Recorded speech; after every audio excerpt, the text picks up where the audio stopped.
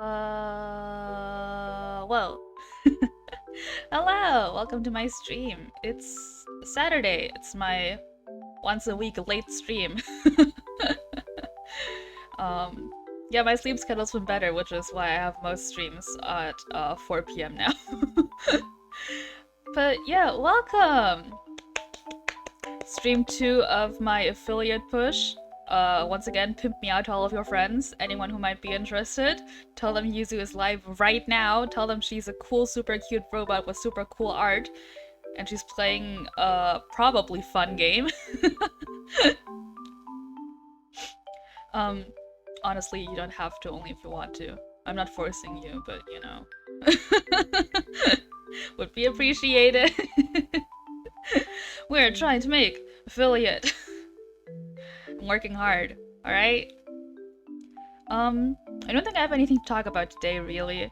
It's mostly just me working hard for affiliate. You might see I've been tinkering around with my go live notification. Trying to get a bigger reach, stuff like that.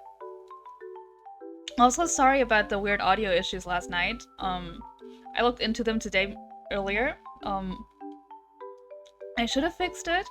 I did another test just earlier, like right before I went live, and it was fine. But if anything's still weird, let me know. I'll fix it right away, or I'll try. Yeah. But I think we might as well get into it. Here we are. We are playing 999. It stands for 9 hours, 9 persons, 9 doors. In that order, I think, because last time I said it wrong. If you don't know, we are 9 people. We are stuck on a boat. The boat is sinking. We have to, like, try and escape the boat through a series of numbered doors. There's 9 of them. Who'da thunk? And the door with a 9 on it leads outside, but if we do like something shitty or like something wrong, we blow up. One person already did blow up, so we are only 8 people now. And we just solved like one puzzle room, I think, and now we're out. Yeah, okay. This is where the story time comes in, because there sure is a lot of reading involved for me in this game. Let's see. Wiggle the mouse. Mandatory mouse wiggle. There you go. They step through the door to find themselves in a wide hallway. Yeah, so we are, like, literally just out of the room right now. Junpei, June, Lotus, and Santa. Right, one of the guys is named Santa. And Santa is, like, super edgy. Stopped for a moment and looked at their surroundings. A short distance away, a metal grate extended across the width of the hallway. They took hold and shook, but it refused to move. Nearby was a pair of elevators. It took only a few button presses to determine that the elevators would not respond to their efforts. They could only assume the elevators were not powered. There was only one door left. Well, looks like we don't have any choice. Yeah. Sure does. Well then, let's open it. Junpei grabbed hold of the knob and quietly pushed the door open. He entered, slowly, trying to take in as much of his surroundings as he could. The others followed shortly. Oh, so it's a kitchen. Santa did not look pleased. Are there knives? Are there knives? What were you expecting? Isn't it obvious? The exit. I was hoping this would be the way out of here. You really think it'd be that easy? Yeah, I know. Still. As they talked, Lotus headed deeper into the room. Until at last, she stood in front of a door. If we can just get through this door, we should come out on the other side of that grate we saw earlier. But don't we need a key for that? Sorry, I guess that wasn't very constructive. It really wasn't. Yeah, also the main character, Junpei, is a fucking idiot. Neither Junpei nor Lotus looked terribly happy. Junpei dug the ship map from his pocket and spread it out in front of him. As he did... Hey! What's that? Huh? Oh yeah, I guess I forgot to tell you.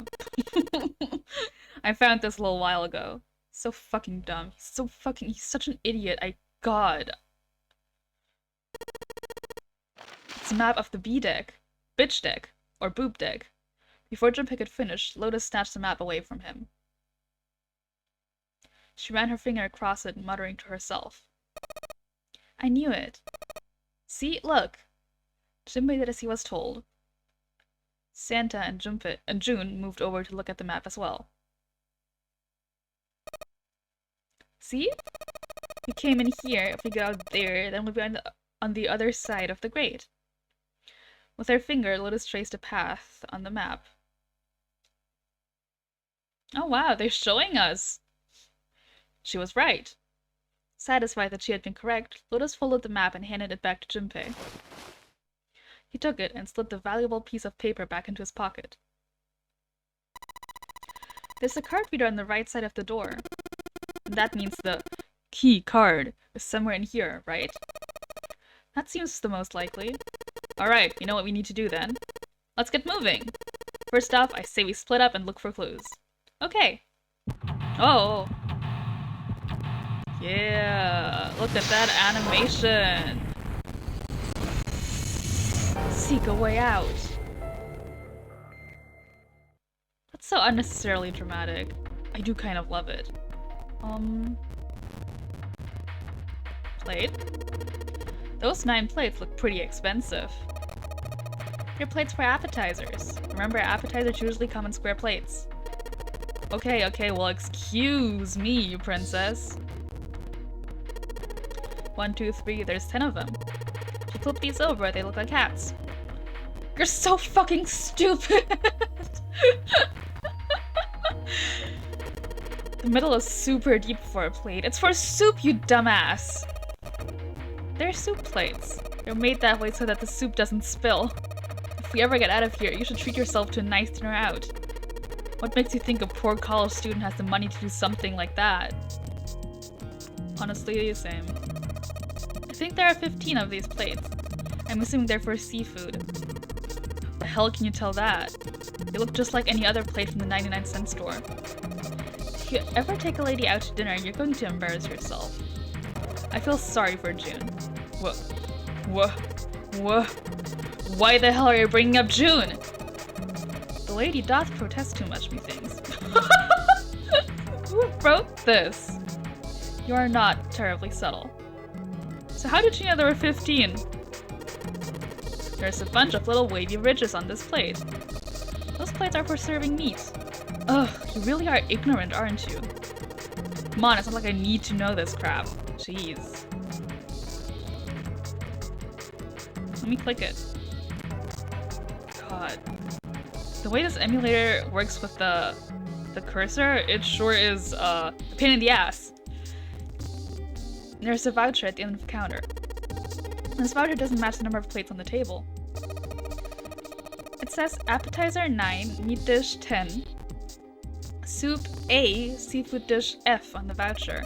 The plates on the table are 9 appetizer, 16 meat, 10 soup, 15 seafood. Maybe they're using hexadecimal here. Why would they use hexadecimal in a kitchen? And hexadecimal is? It's a number system that goes 8, 9, A, B, C, D, E, F, 10, 11. You're familiar with base 10, right? That's the normal system of numbers. Base 10 equivalents for hexadecimal numbers would go like this. A is 10, B is 11, C is 12, D is 13, E is 15, F is 15, and 10 is 16. 10 becomes 16 in base 10. I know it sounds strange, but you can think of it as just 6 letters added onto the normal number system after 9. All of that again, and so on. I think I get it. I don't, but okay. A countertop. We've got a rolling pin and a colander. Nothing useful in other words. That's the exit. There's a big old iron plate over the door. I don't think we can open it. Hey, Santa. Could you open that door, please? What the hell? There's no way I could open that thing. Hi, Mill! You can spell cool worlds in hexadecimal? Can you? I mean, I guess they have letters in hexadecimal, so probably. Guess you're getting to that age where your eyes start to go, huh? You'd better watch your mouth, boy, or someone wouldn't live long enough to see that door opened. Like... 0x dead beef. What number is that?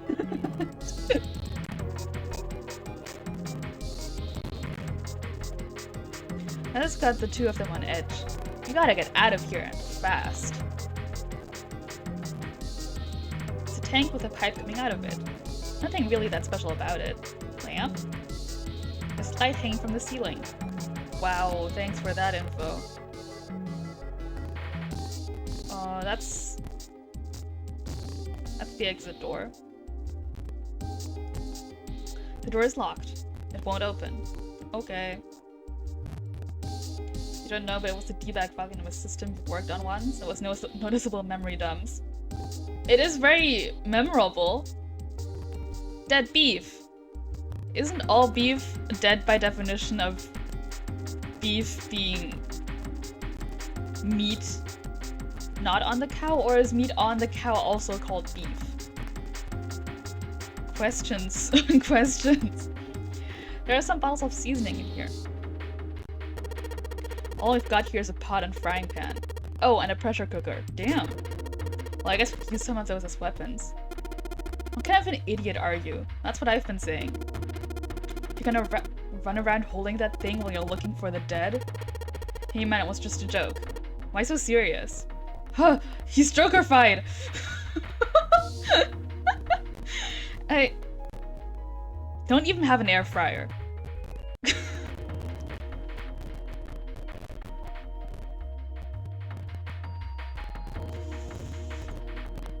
What was that thing again? This one? Hexadecimal. I wonder if it's some kind of hint. Yeah, maybe. Do you remember what I told you about hexadecimal code earlier? No, but I just wanted to know what this note said. Yeah, of course I do. Alright then, heroes. Here's a little quiz for you. What would 9 plus F be in base 10? Well, A is 10. B, C, D, E, F. F is 15, I think. So 9 plus 15 is 24. Why do I even think this shit through? Why do I even bother? Well, F is 15, so it'd be 9 plus 15, which would be 24. Right? That's right. Good job, you're a fast learner. I guess I don't need to look at the note? Okay. It's only a partition. There's something else worth noting here. Okay. Sink. A sink. Let's look at water in it. There are a couple of plates in there, but I don't think they're gonna help us much. Whetstone. That's for sharpening knives. I know that because I need one, because my knives ain't sharp. A trash can. There's something inside of it. Well, better than being full of rotten food, I suppose. He is right. Maybe this table is preparing food. There are plates everywhere.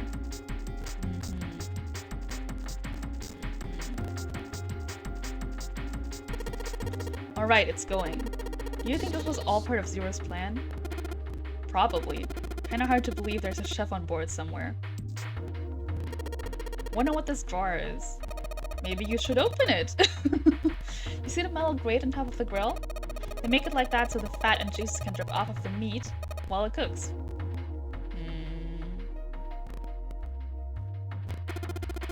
Damn it, there's nothing in here. Hey Santa, digging through the trash really suits you. What the hell did you say? Listen lady, I did you a favor. I knew you just piss and moan, so I did it for you. Oh my. I don't recall asking you to do anything. Erg. I oughta throttle you. Excuse me. Does Does it feel colder in here? I don't know, I think they have something going on there. Wow, this pot looks like it's made out of silver. I bet drinking tea from this pot would be really yummy. Spending a day out with June, drinking tea. Could such a day ever happen for me? I wish you would shut up. Jumpy? Oh, nothing. We don't really need hot water, so we should be moving on. Pod. Oh shit, there's a whole nother room. Okay. It's a note. It's got a bunch of stuff written on it, but it doesn't look like a code or anything like that. You're not gonna let me look at it? What the hell? There's milk in here. Milk in an iron barrel. Judging by the rust, it's probably really old. Maybe we shouldn't open it up. I don't think it'd be pretty sight. I don't think so either. Whoa, cheese! Cheese! It says cheese! It's cheese! Hey, there's something behind the cheese. You're right. Why don't we move some of the cheese? Alright guys, time to move it. June and I need to look behind you. Oh, he was talking to the cheese! There's a little green bottle back there. It's mine now. Bottle of oil. For chugging. Whoa. There's so much stuff in here. A whole lot of cans. This is probably a pantry. There are cans lining every shelf in here. Wooden box in the second row though. I would like to click on it, thank you. Whoa, knife!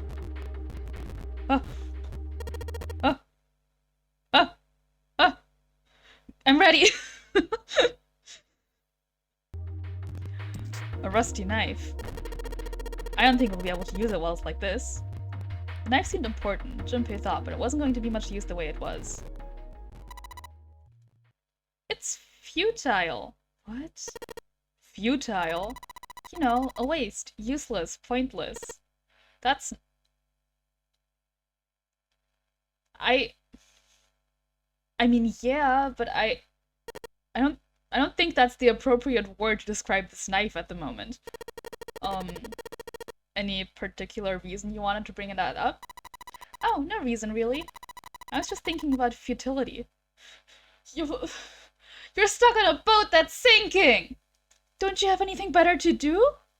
She wasn't making much sense. Junpei tried rephrasing his question. Why were you thinking about futility? At last, she answered. Well, it has something to do with the Titanic, again. The Titanic? Yep. Have you ever heard the story that the sinking of the Titanic was predicted? Yes, it was predicted in, like, a book, wasn't it?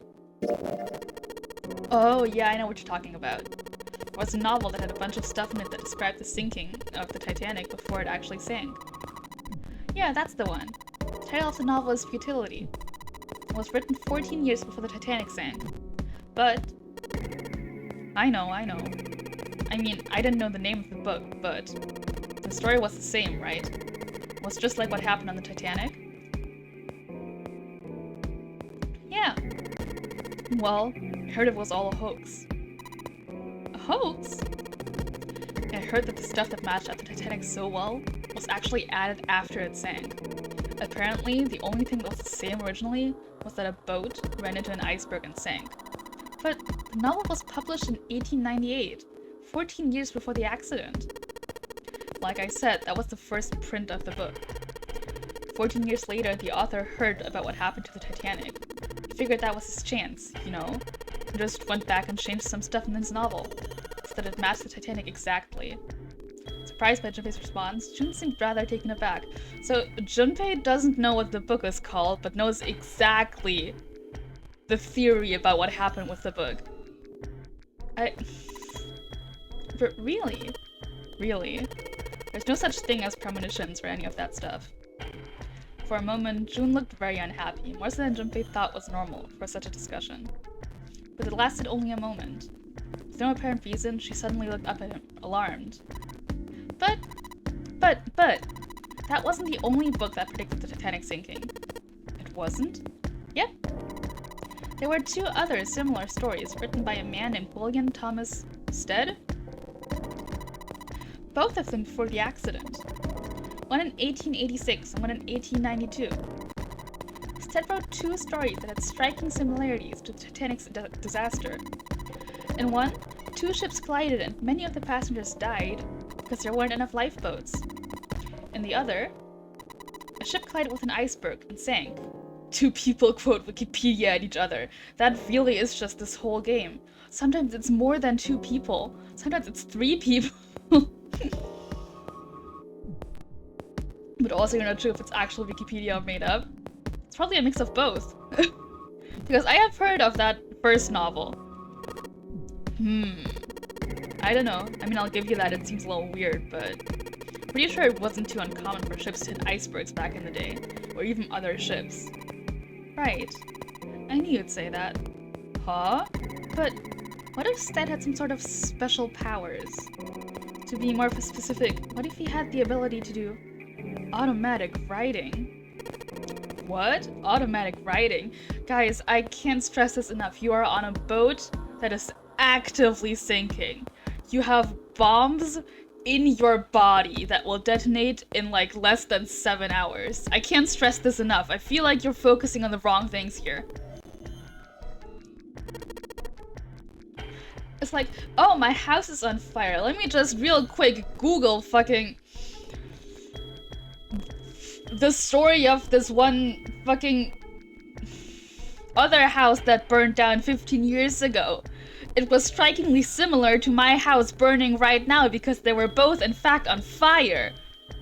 What if the person whose house was on fire back then had some sort of psychic powers and predicted that my house would be on fire 15 years from then? Huh? I need to look this up right now. Don't mind that my clothes are currently burning. Are you talking about that thing where someone says they're possessed by a spirit? And then they write a bunch of stuff without knowing what they're writing? Yes. What do you mean, yes? That stuff's a load of bull. Okay, so let's say hypothetically that automatic writing isn't a total load. These guys still couldn't have predicted the sinking of the Titanic. When this Stead dude wrote his thing, nobody had died on the Titanic yet. So if automatic writing is about being possessed by spirits of dead people, who the hell possessed him so he could write that stuff? A time-traveling ghost. Duh! That's not it. What's not it? Stead wasn't possessed by a spirit. He was doing the possessing. Oh my god, he's the time-traveling ghost! What are you smoking? William Thomas Stead was a passenger on the Titanic. He just wrote down what he saw with his own eyes. 20 years before it happened. He decided it was probably best to say nothing. What June was saying was insane and utterly absurd. If he tried to take what she was saying seriously, he'd go mad. Junpei smiled uncomfortably.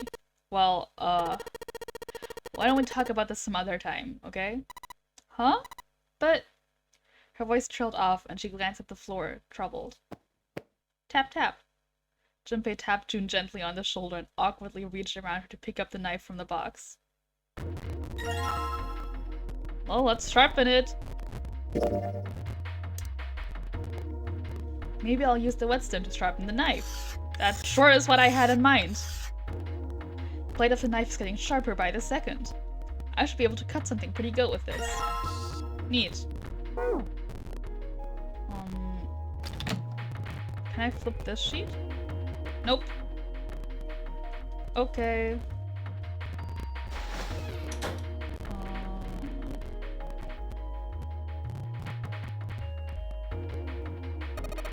It's a bolt, and it's really rusty. Will this even open? You won't know until we try. Let's give it a shot. Alright, let's see if you're gonna come out. I'm gay!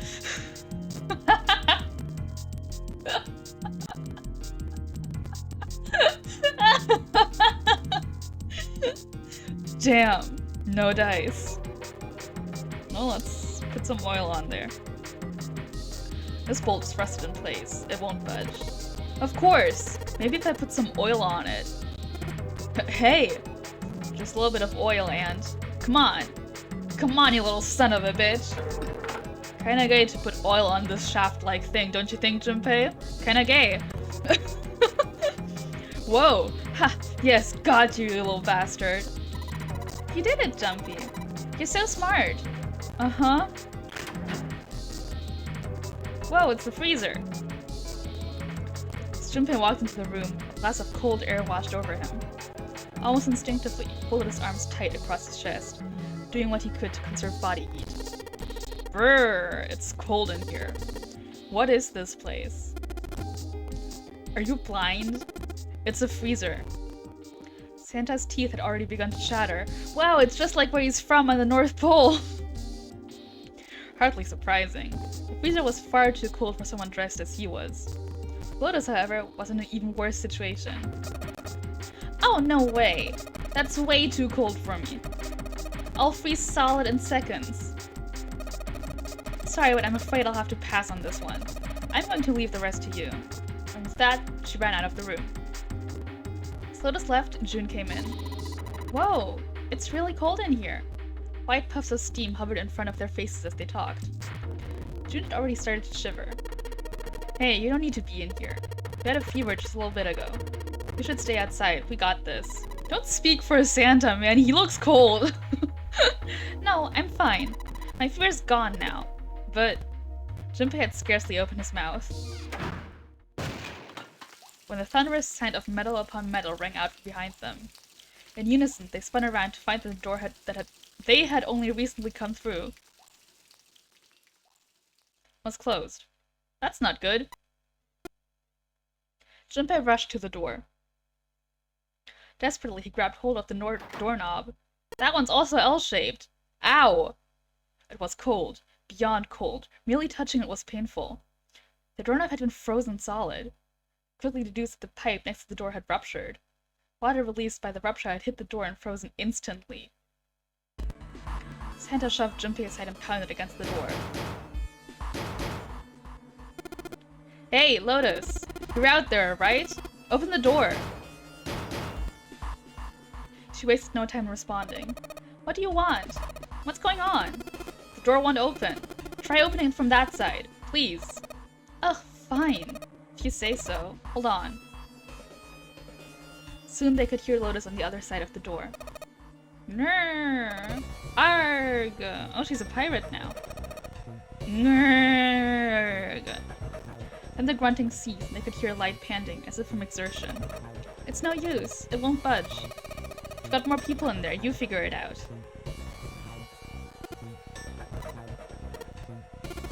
God damn it. Santa was shaking like a newborn deer. June was hugging herself and was shivering violently. I mean, Junpei, you're wearing that, like, puffy vest, right? You can give that to Santa. Even Junpei, with the heaviest clothes of any of them, was clearly feeling the cold. With every breath they took, they could feel the cold working its way deeper and deeper into their bodies. Anyway, let's find a way out. If we don't get moving, we're gonna be permanent residents. Ha ha! Two heads are better than none. I'm sure we'll figure something out. Yeah, you're right. Well, let's just take a good look around this room, okay? Right. They pushed in close to one another and began to search. Oh, look at them cuddling. There's some frozen meat up there. Looks like pork. Huh? What's this? It looks like a tag or something. Chunk of pork. Jumpy, is there a slip of paper in that meat? I think there's something written on here, but I can't read it like this. If you try and pull it out, it'll probably rip. You need to defrost that. Don't think we're gonna be doing that in this room. Well...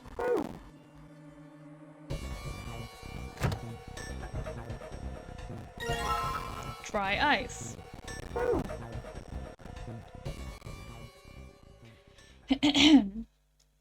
Junpei picked up the dry ice with his sleeve so as to avoid burning himself. Dry ice just frozen carbon dioxide, right?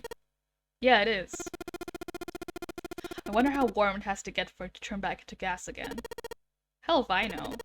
How's that gonna help us anyway? Oh well, I figured we might be able to use it to get out of here. How? They were about to move on when June spoke up.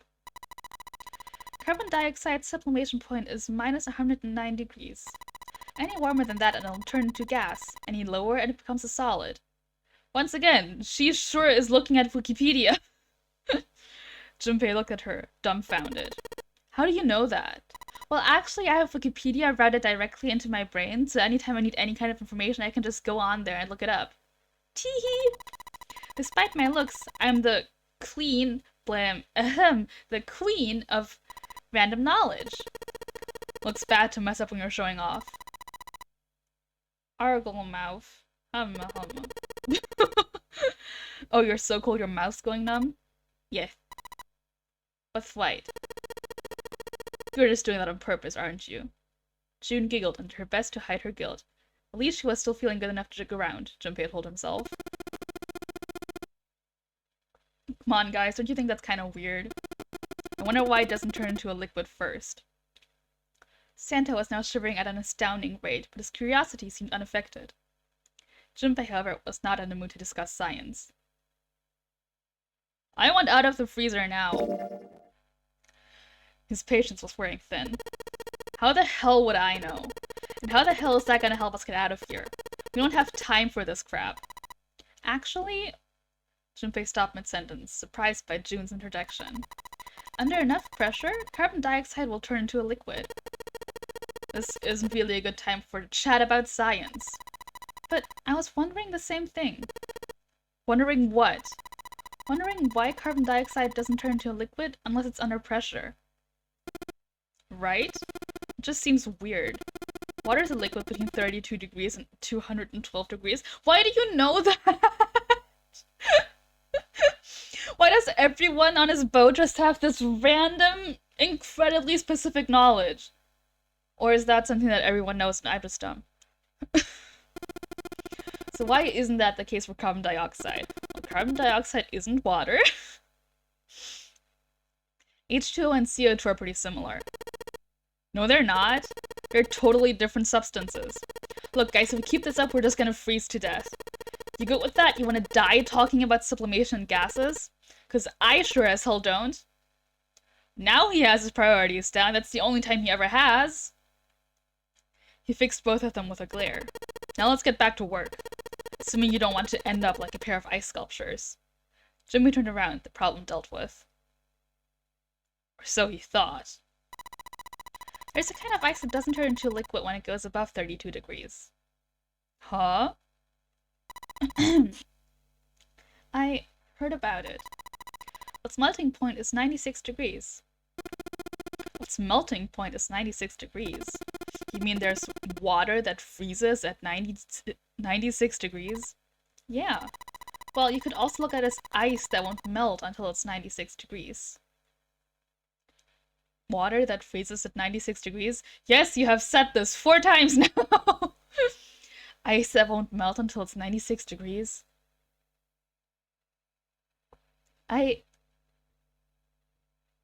feel like this has something to do with the plot, right? But we're stuck in a freezer. That's interesting, sure. Now that was difficult to ignore. Junpei had to ask. So what's this ice with a melting point of 96 degrees called? I heard it's called Ice 9. Ice 9? Originally, Ice 9 was a made-up substance invented by a science fiction author. But recently, scientists have discovered that such a substance actually exists. Wait, hold up. So is this thing called Ice 9? Or is it water? Like I said, if the ice is over 96 degrees, it'll be liquid. If it's under that, it'll solidify. So you could think of it as a polymorph of H2O. Just because it's liquid doesn't mean it's water, though. There's many different kinds of liquid that aren't water. Here, think of it like diamonds and graphite. They're both made of carbon, right? Depending on the structure of the crystallization, the hardness and structure are completely different. So you're saying normal water and this Ice 9 are like that? Yep. Why does she know this? She wasn't finished. Have you heard the story about the crystallization of glycerin? Oh yeah, sure, the story about the crystallization of glycerin. Who hasn't? You hadn't read the original short story Iceland is from. You heard it's pretty depressing. I'm surprised it's not completely made up. I'm just surprised that it's not completely made up, honestly.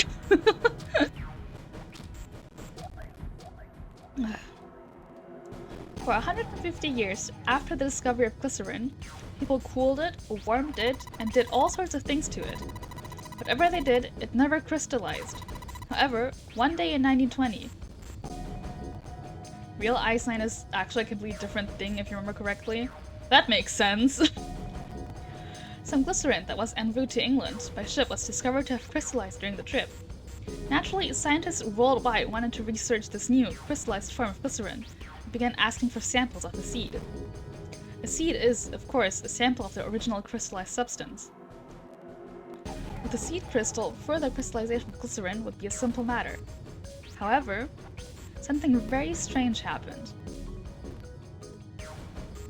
Not only did the glycerin encouraged by seed crystals begin to crystallize, nearby samples did as well. It didn't end there. After that day, all glycerin in the world began to crystallize naturally when cooled to less than 64 degrees. Before that day, no matter how much glycerin was cooled, it refused to crystallize.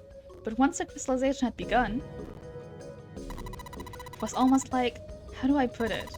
It's almost like all the glycerin in the world was communicating. What the fuck? What the fuck? What the fuck? I feel like I have to suspend my disbelief so far already just for the regular story, and then she comes at me with glycerin that's communicating.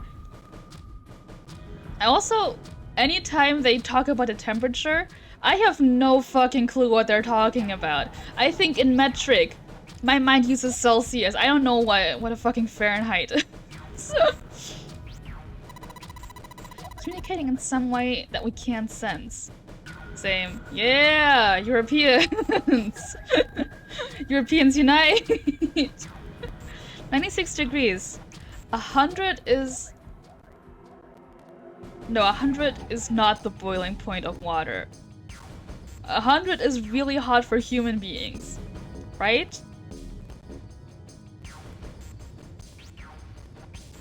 So what's 96? I guess it's also really hot. Really hot then. Probably. Fuck if I know. Junpei was honestly impressed. I don't want to be pissed off. Like, I don't want to make Junpei be mad, because that just seems counterproductive, so I'm gonna make him impressed. Even if I'm not. It was, in fact, a pretty interesting story. Wow. That's pretty interesting.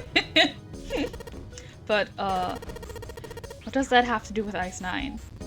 To surprise, it was Santa and not June who answered. What she's saying is that it's a lot like Ice 9. What happened, I mean. A lot like, that would be bad. If water everywhere started freezing at 96 degrees, man, it would be the end of the world. Junpei felt that Santa might not be treating the idea of the end of the world with the proper concern. At any rate, we're not gonna have to worry about the end of the world unless we can get out of here pretty damn quick. He was right. Junpei shivered. Alright guys, I think that's enough of that. I didn't think we'd get quite this far off topic. I mean, I know I'm kinda at fault here, but we can't be screwing around anymore. Seriously. I might go by the name Santa right now, but I didn't grow up in Iceland. I freaking hate the cold. So, let's get cracking, alright? We gotta find a way out of here. Santa stomped off, clearly doing his best to pretend the cold wasn't affecting him. Selfish, isn't he? Thought Junpei to himself. Is he? Still, Santa was right, and it was high time they got back to their search. The story of Ice 9 had him interested, but there'd be time to think about that once they'd gotten out of the freezer. Junpei looked at June, nodded, and resumed his search of the room. So can I keep looking at the fridge now? Or like, this thing?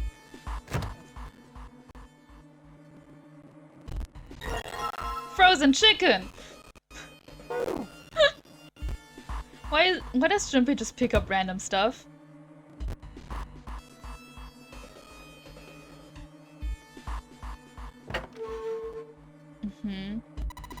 There's so much stuff in here.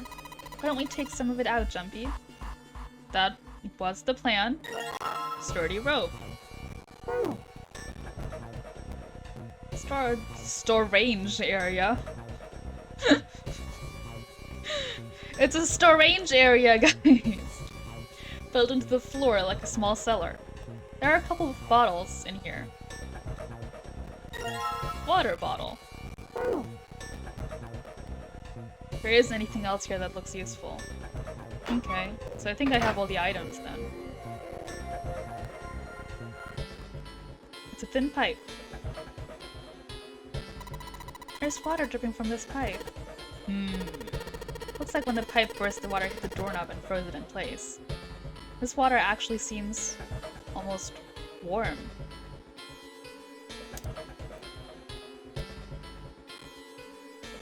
There's warm water flowing from the pipe. Oh, I thought I could thaw the meat. Hey, Junpei. Didn't you find some dry ice earlier? Yeah? There's warm water coming out of that pipe. Warm water and dry ice? What do you think that would happen if we put that stuff in a sealed container together? Do I have a sealed container? I have rope. I mean, I guess it's kind of sealed. There's warm water flowing from the pipe. Okay. Everything's frozen in here. It doesn't look like there's anything else interesting.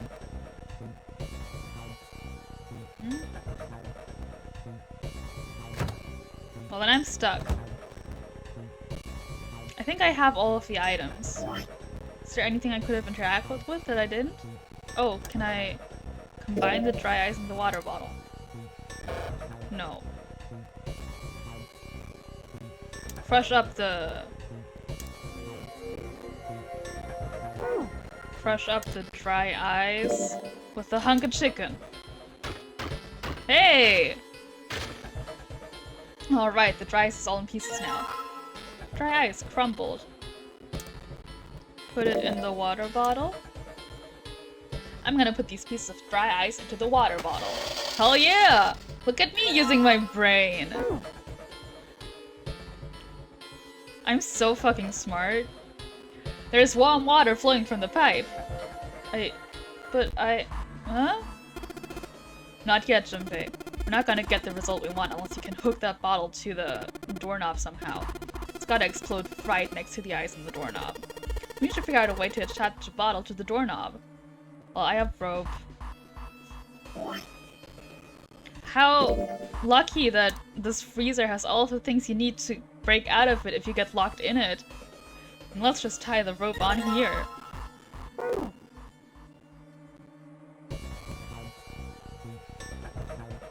Warm water dripped from the ruptured pipe near the door. Junpei pulled out the water bottle filled with dry ice, let a good amount of water fall in, then quickly sealed it up tight. The makeshift bomb complete, he tied it to the doorknob as quickly as he could manage in the cold. Alright, that's set. So, what do we do now? We just need to give it a little, tap. The bottle's already about to pop. If you just throw a rock or something at it, it'll go off on its own. A small rock. A small rock. Junpei looked down at the floor. Scattered across it were pieces of dry ice left over from the larger chunk he crushed earlier. Alright, this ought to do the trick. He pulled a sleeve down over his hand to keep from getting burned, and grabbed the chunk of dry ice. It's a pretty good size.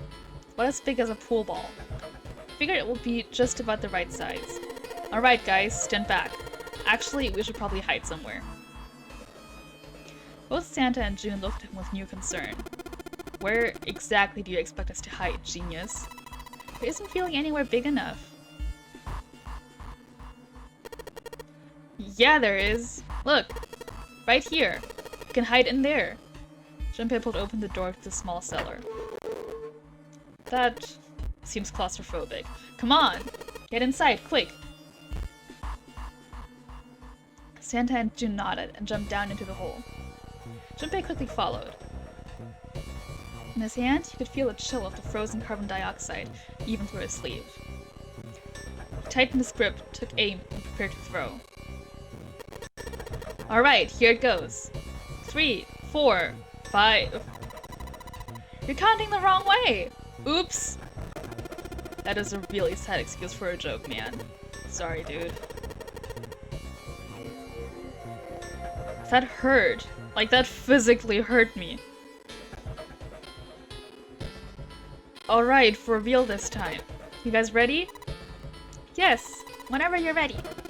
Just throw the damn thing. Alright, here I go. 3, 2, 1. Junpei threw the chunk of dry ice as hard as he could. What if he misses? The same motion, he ducked down into the cellar with Santa and June, just as... Boom! Junpei leapt up out of the cellar and ran to the door. Jumpy! The ice in the door, is it gone? Yeah, it's gone. Glass must have shattered it. Yes, alright, let's see if it opens. Junpei grabbed the knob and pushed, with all his might. Hey, look at that. The door gave way easily, and all three of them tumbled out of the freezer at once. Hooray! We're out! June, relieved, collapsed onto the floor. Move! Santa shoved past Junpei and ran straight to the grill, which he immediately grabbed. Ow! God damn it! Hot, hot, hot, hot, hot, hot, hot, fuck! He proceeded to kick the grill in a futile but amusing fit of rage. What was he expecting? But where was Lotus? It took Junpei only a moment to find her. She was sitting on the counter, idly scratching her chest. Welcome back. I was starting to get tired of waiting for you guys. With a great yawn, Lotus lowered herself off of the counter. Junpei clenched his teeth and walked toward her. What were you doing? What do you mean, what was I doing? I was waiting. We were gonna die. Oh yeah? But you didn't, so everything worked out alright, didn't it? What the hell? Just kidding. I might not look like it, but I was really worried. Don't give me that crap. I'm telling the truth. I mean, if you die, then I'd be in trouble too. If you die, then I'd be stuck here, and I'd die too. See? I did all I could. I even looked around to see if there was anything I could use to pry open the door. But I couldn't find anything. So all I could do was wait. I mean, what else do you want me to do? Call the cops?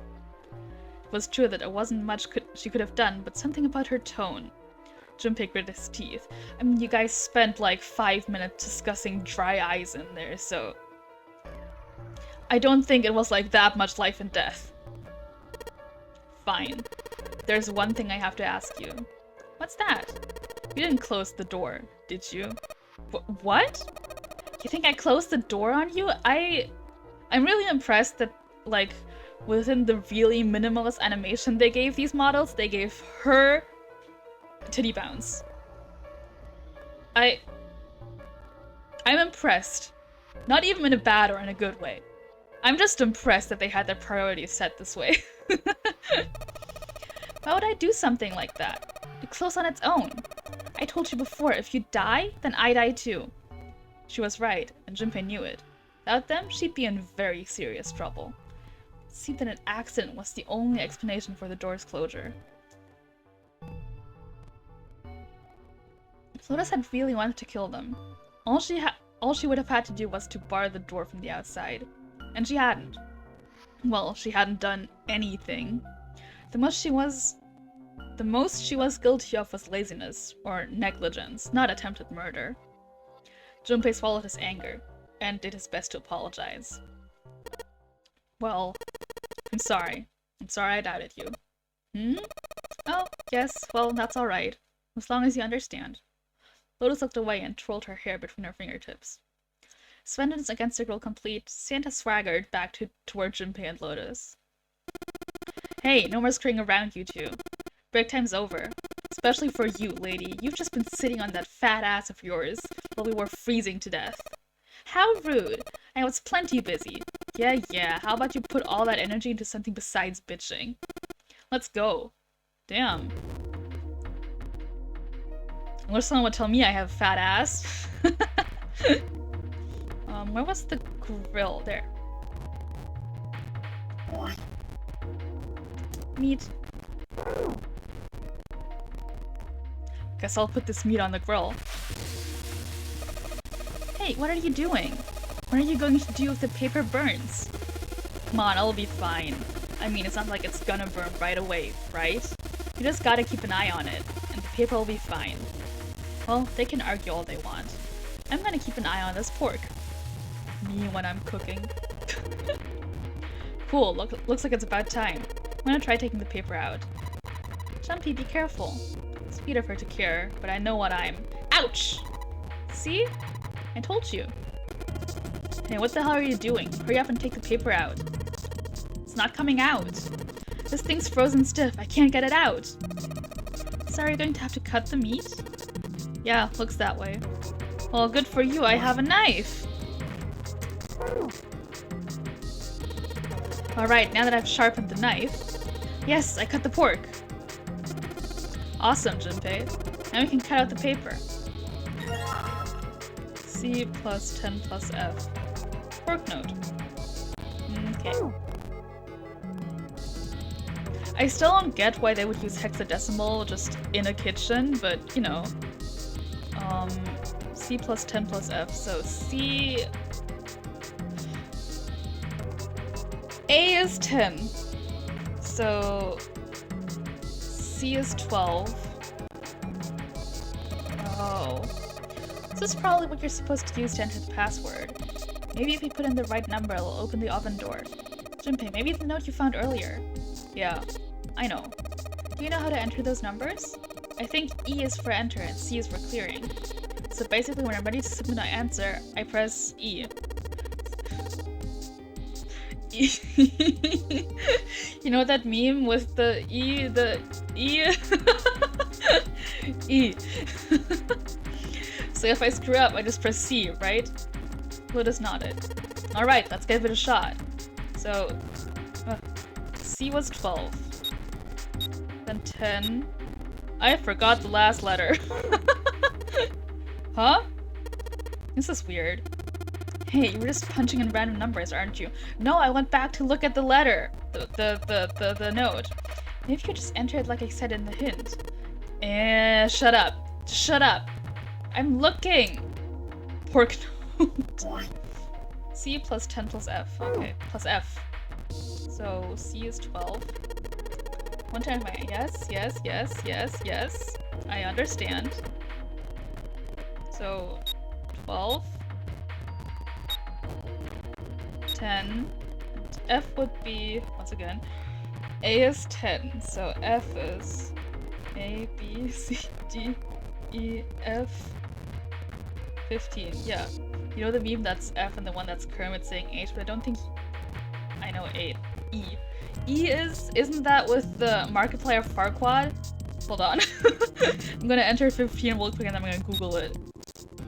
Oh, I can only put in 3 numbers. That makes it a bit easier then. Anyways, Google time!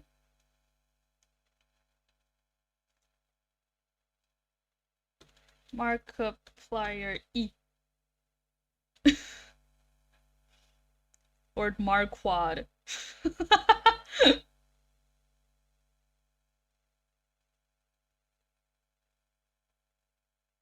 Now, save.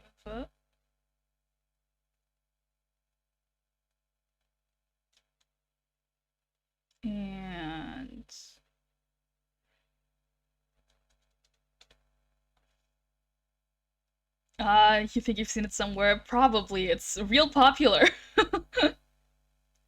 Let me get it. Let me get it. I can grab it. Where is it?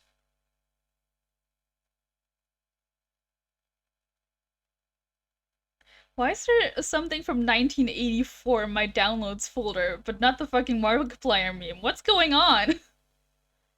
Excuse me.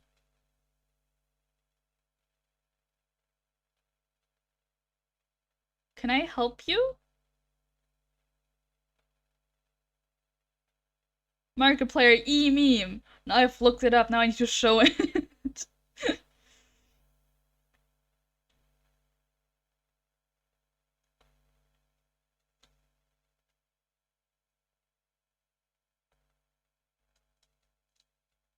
Come on, come on, come on. Markiplier. Farquaad. E-meme.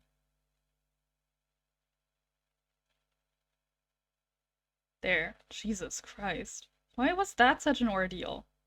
There he is. E. I don't even know the origin of this. E. Anyways. It was a game I was playing. So the note was C plus 10 plus F. So I said C is 12 and F is 15. 12 plus 15. It's 12 plus 15. It's 27 plus 10 is 37. So 0, 3, 7?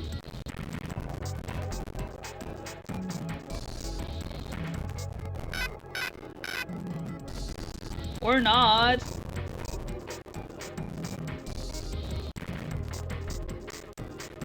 Maybe I write it out, so... Oh god, I need some notes. Let's see. C is 12, right? Yeah. And F is 15. 12 plus 10 plus... Oh, because 10 hexadecimal is 16!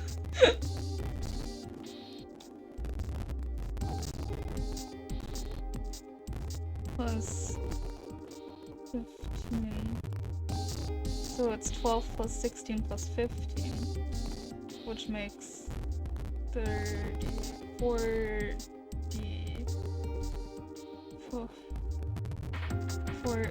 43. So, wow. Like that? Yeah! My brain is huge! Sounds like metal is falling. Well, I guess that went well. Yeah! The door opened. Good job, Jumpy. Thanks, just took me like 3 attempts. And I had to look up Markiplier. Saturn keycard. This looks like a lowercase h, but the line next to it is throwing me off. This is a symbol for Saturn. Remember, there was an elevator next to the main staircase. Wasn't there a mark like this in the card reader next to it? Oh yeah, I remember that. I guess that means that card ain't gonna help us get out of this room then. I'm not sure. Why don't we try it out? Windows Calculator actually can convert hex and decimal for you. Unfortunately, I use a Mac. Unfortunately, I use a Mac.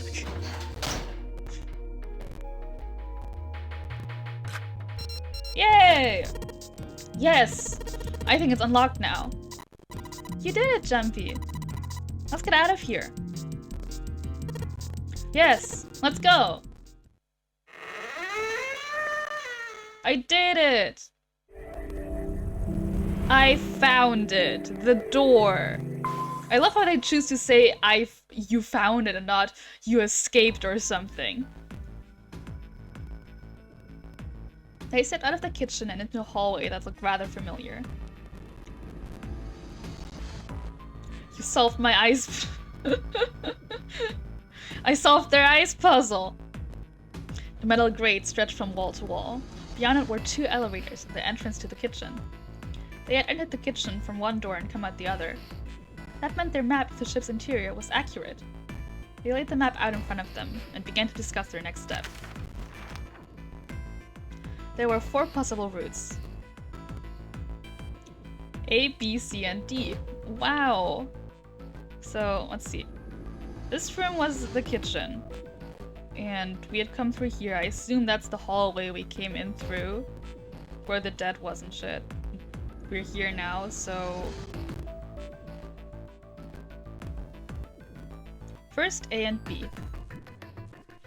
A and B both seem to connect to an L-shaped room. However, the 2 doors that led to the room were both locked and could not be opened. Next was route C. This goes all the way to the main staircase. That means it's door 5, one of the numbered doors. And do you think you'll meet up with the other 4 after this hallway? No, I don't think we will. Why not? Look, there by the stairs. See how the gate is opened? When we went into the kitchen, it was closed. But it's open now. What do you think that means? They opened it. Most likely. Then if we take route C, we're going backwards. That would be pointless. And that means... All four looked at the map. They all looked at the staircase, its lazy curve leading down deeper into the ship. Route D then. Route D it is. D for Dick. Yep, route D. Then we're set. They jogged down the stairs until they reached the cock deck. Just to be sure, they kept going to check the deck beneath. Yeah, just like I thought. Deck Dick is totally underwater. Just like the bottom of the central staircase. The water gazed back at them, its smooth surface like a great mirror. As ominous as it was, Junpei took at least some comfort from the fact that the level hadn't gone up much since the last time he'd seen it. He turned back to C-Deck. It didn't take them long to find the two elevators in front of the stairs. They looked identical to the elevators on the top floor, with one exception. These elevators had a card reader on the wall between them. On the card reader was a strange mark. Hey look, it's Lotus' symbol. Huh? See, it's the woman's symbol with a thorn on it.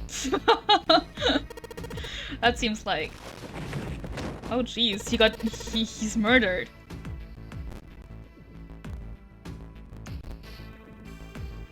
Lotus had taken hold of Junpei's hair. She began to shake him violently, and he thought he had heard a low growl coming from her throat. Such violence. Junpei began to wonder if she was not the devil itself. Kinda hot. With an uncomfortable smile, June spoke up. This is a Mercury symbol. Wow, that's where Mars is. No, wait. That's what's in retrograde? Fuck if I don't know astrology. The thorn symbolized the wings on Hermes' staff. Hermes, herpes, whatever. If we can't get this thing to work, these elevators aren't going anywhere. In other words, we need a key card with the Mercury symbol on it. Probably. They gave up on the elevator and returned to the stairs. A hallway stretched out to the left. A great many doors lined both sides of the hallway. They weren't sure how many, but certainly enough to be discouraging. Damn it, if you try and search all these, the sun's gonna go down before we've done half of them. I think the sun already set. I have a feeling this ship is the only thing that's going to be going down anytime soon. That's even worse! Well, we can come back to this hallway later. Let's check the hallway on the other side, shall we? Frustration and fear building. They walked back to the stairs. To their right was a small hallway. Quickly, they headed into it. It was approximately the same size as the alcove in front of the stairs. The hallway led toward the stern, and at its end was a set of double doors. Let's open it.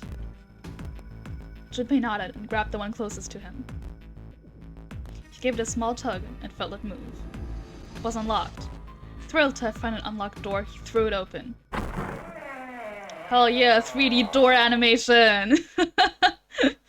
Junpei didn't know what to make of what he saw. Hey, there's other doors. Oh, there's 3 other doors. He simply stood, unable to speak. The others simply stared, open-mouthed. After a few long moments, Santa managed to speak. Well, what the hell is this? A massive room stretched out in front of them, more a cavern than a room. Its vastness was oppressive, and it bore down on the 4 companions. It was not empty, however. The entire room was filled with lines upon lines of beds. They were simple things, little more than pipe and thin mattresses. Is this a hospital? He had at last been able to put a name to the harsh scent that pervaded the room.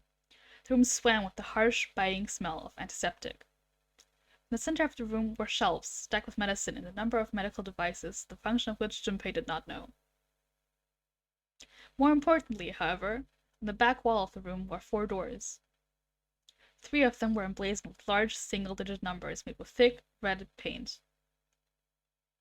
The door on the left was labeled 3. The second door from the left had no number, but the third had been given a 7. And the rightmost door had an 8. There could be no doubt they were numbered doors. It did strike Junpei as strange, however, that the door between 3 and 7 should be blank.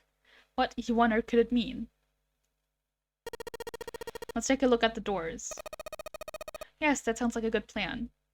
Junpei headed toward the doors, weaving his way between the beds. He started with door 3 on the left and moved to the right until he reached door 8. Why are you trying to open them? You know that they won't open unless you use the fucking the scanner thing. It's no use. Well, of course. If it was that easy to open these doors, what would be the point of the nonary game? You have to activate the red, or the numbered doors won't. Wait a minute. What's wrong? Look, the display on the red. There's nothing on it. Huh? Don't you remember? The red at the central staircase? No one was inside. It said, vacant. Oh yeah, you're right. But this one... there's a thing on it, right? I wonder if it's broken. Only one way to find out.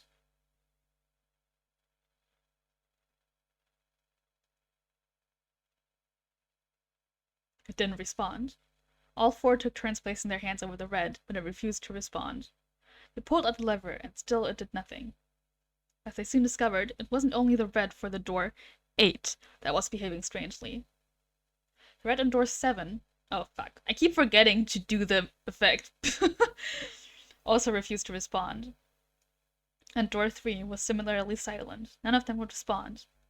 What did it mean?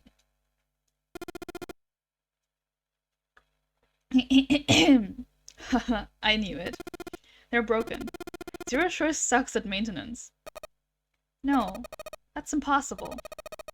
You really think Zero, who prepared all of this, makes such a stupid, simple mistake? Maybe, but that doesn't explain why this thing ain't working. It was at that moment that they heard a voice from behind them. I believe the bottom of the device has been removed. Oh hey, it's Patsman! They spun around to see... Snake! But it was more than just Snake. Ace, Clover, and 7 quickly filed into the room as well. Although they were glad to see one another, it wasn't terribly surprising that they had. If it had been the other party who'd opened the gate in front of the kitchen, it wasn't unreasonable that they'd bump into one another eventually. The rest of Snake's team, however, did look rather surprised. Huh? How? How did you end up here? After a moment of silence and surprise, everyone suddenly began to talk, desperate to exchange information. They talked about the rooms they'd been through and how they'd ended up in the same place. Of course, none of it was very useful information, but that hardly mattered. They were happy to simply see one another again. Aww. Although the level of cheer varied greatly from person to person, each one of them was wearing some manner of smile. Almost as though they had already forgotten about the death of the ninth man. The death of the ninth man. I did not mess that up at all. No, thought Junpei, perhaps that wasn't it. Perhaps thoughts of his death were what drove them to smile at one another. That's kind of fucked up. Ugh. I'm probably gonna keep going until we, like, start the next puzzle room. Just because, again, it is a late stream. And my sleep schedule has... it stopped flip-flopping. And I don't usually sleep at 5 anymore, so I'd like to get some early sleep. So that's why I'm gonna call it a bit early today, probably. Maybe not, right? Maybe it's gonna be really enticing, but probably. Not in a morbid or hateful way, no. The ninth man had died. They were still alive, and that was something to be happy about. Sort of simple and complicated joy, Junpei thought. The joy of being alive. Still alive. Felt sorry for the ninth man, but more than anything, Junpei was just happy to be alive.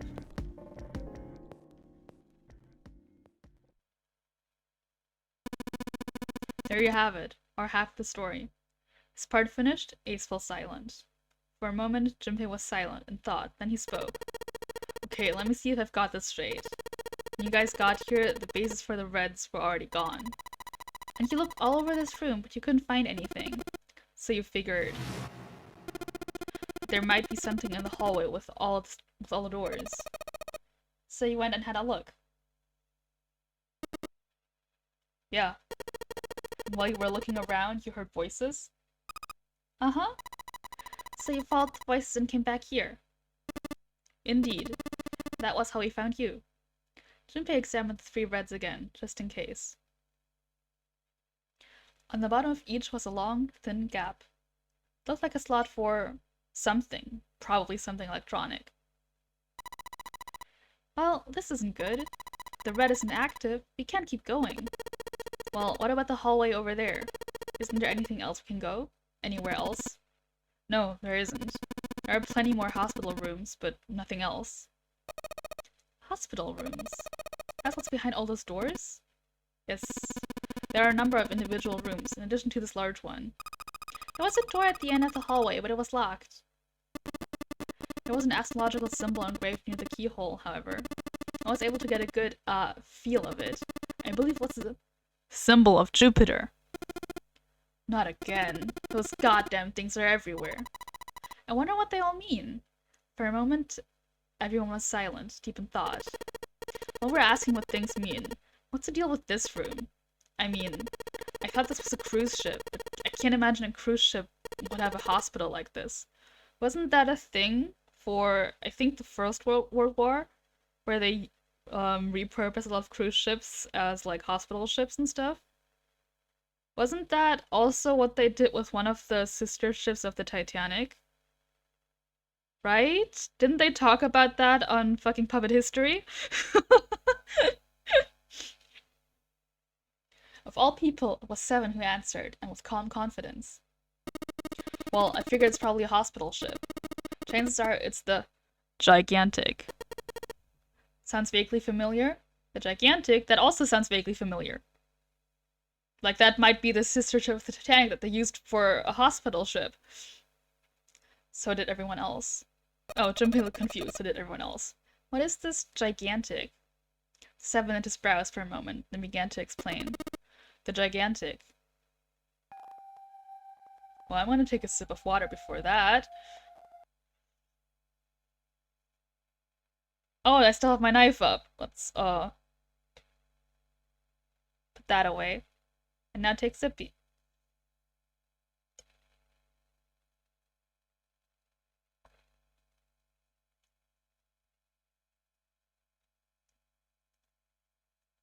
I bit my tongue really fucking hard earlier today while I was eating dinner. I, had what is usually known as too many fucking gyoza, and I bit my tongue so fucking hard.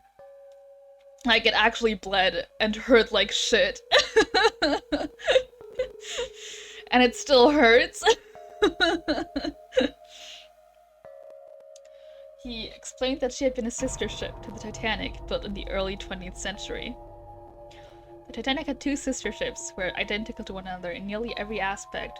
The Gigantic was said to be one of them.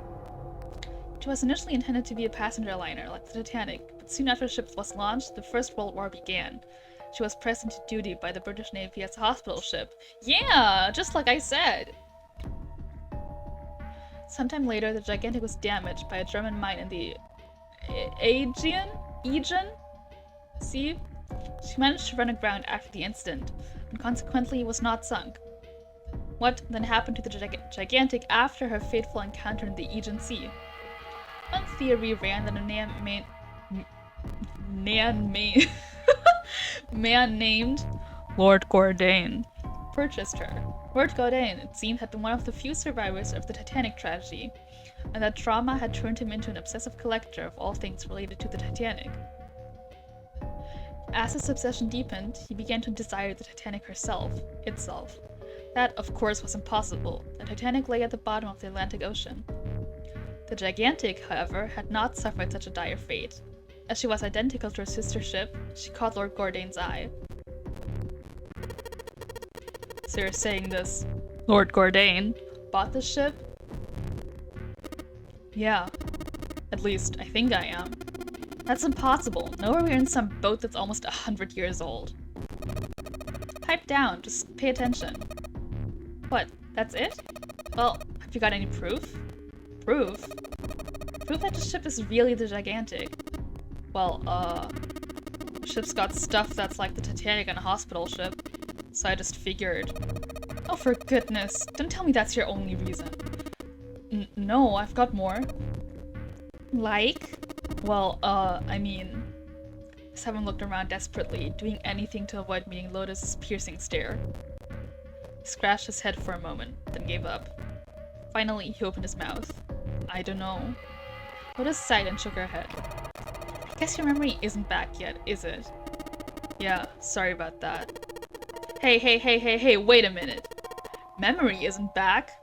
Junpei was, he felt, legitimately shocked by what seemed to be new and very important information. Everyone else, however, seemed unimpressed. In fact, they all looked at Junpei as though he had said something very strange. He decided to revise his attitude for the next question. Wait, was I the only one that didn't know? Everyone nodded. Why?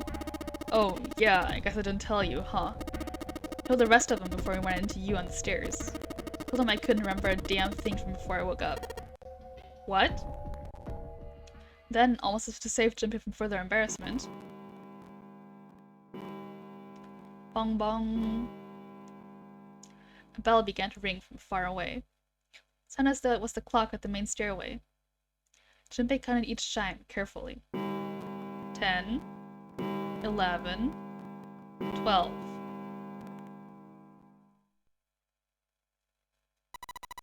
It's midnight. And we've still got 6 hours left, right? We don't have any time to screw around. Let's get going. We gotta find the missing parts for the Reds. What do you mean find? How on earth do you propose we do that? We've looked everywhere in this room. That only leaves one place to look. One? Well, I guess that's not really right. What? Wait! Don't tell me you mean we need to search all of the other rooms. Don't freak out. We already searched 4 of them. 4 rooms. We just have to split up the rest between the 8 of us. If each person does 6 rooms, that'll be 48 rooms, right? So there are 48 rooms left? Her earlier experiences had apparently not encouraged Lotus to trust Seven. Seven scratched his head awkwardly. I don't know. After a little more discussion, they split up and headed toward the rooms to begin searching them. Jimmy was chosen to search the rooms on the starboard side, moving from fore to aft. Like that means anything to me. They also determined when they would return to report their findings, the next time the clock sounded the time. When it did, they would meet back in a large central room full of beds. My tongue is like fuzzy.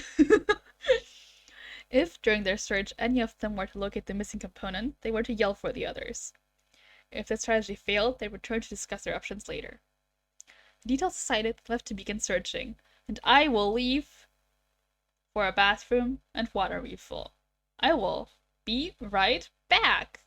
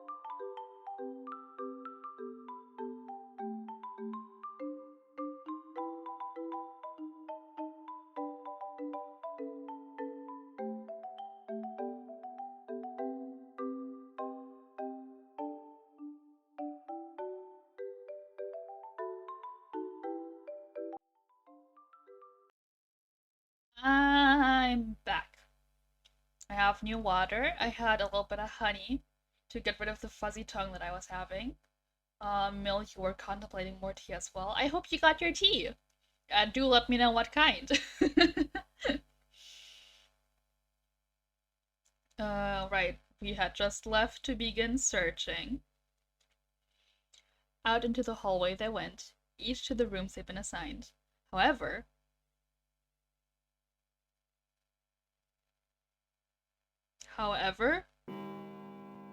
oh, Bong Bong.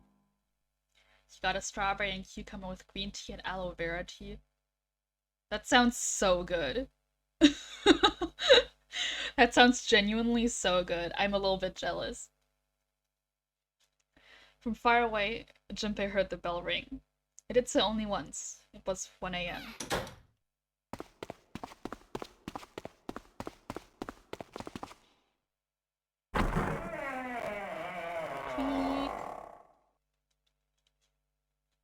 He jogged through the entrance of the large hospital room to find 6 of the others already there.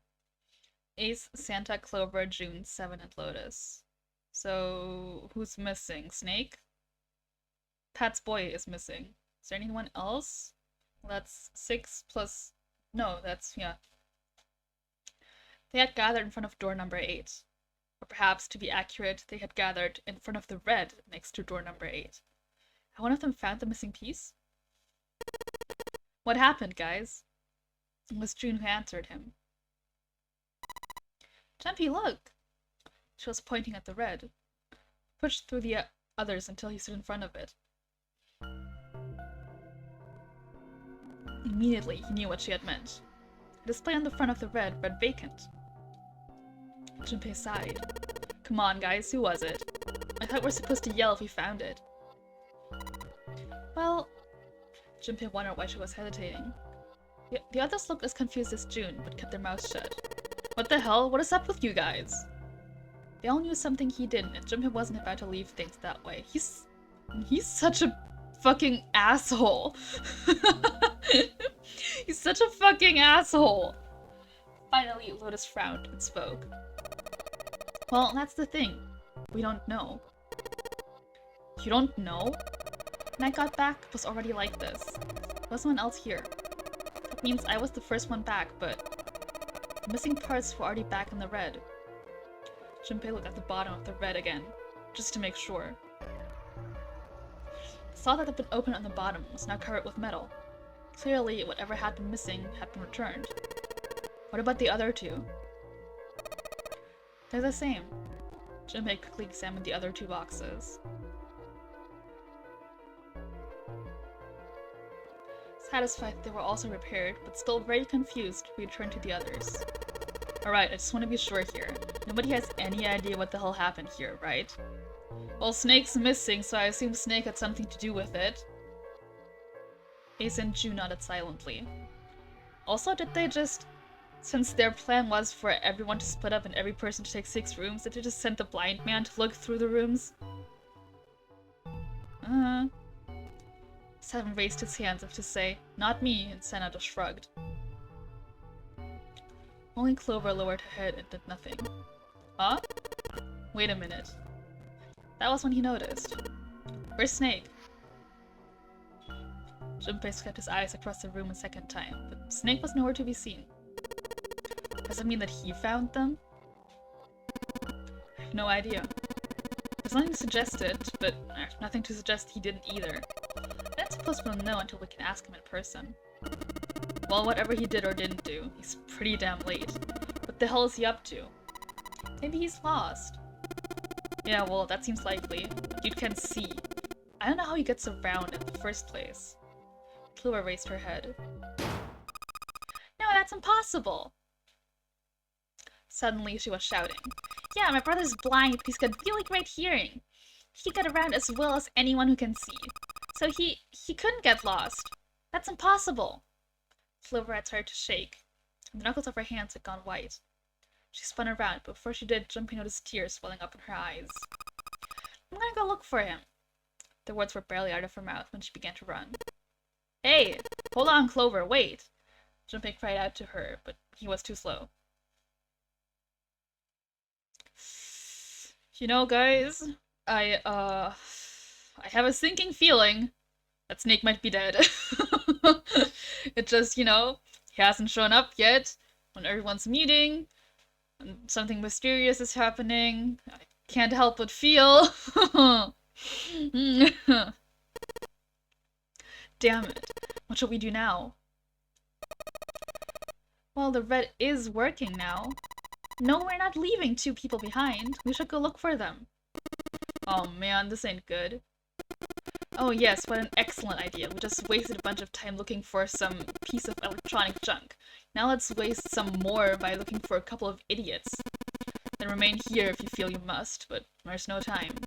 We've only 5 hours left. Junpei and the others nodded to one another and took off at a run. From the stairs that led to B deck, they decided to split up.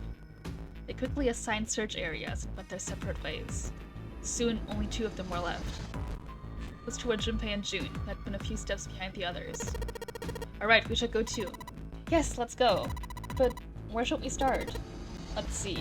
Oh shit! Casino? I'll just go down the list. How about the casino and B deck? Okay, sounds good. They took off up the stairs at a run. Before they knew it, they were there. So was Lotus. She was leaning against the wall, examining her nails. Hey, what do you think you're doing?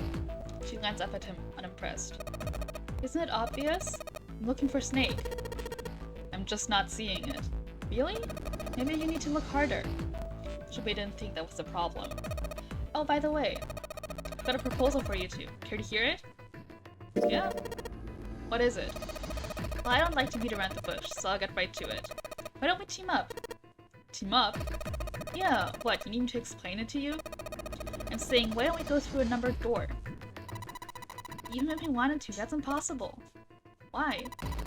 Junpei's present number is 5, mine is 6, and yours is 8. Our digital root would be 1. But there's no number 1 door in the large hospital room. The only doors there are 3, 7, and 8. Then we add another person. Huh? Who?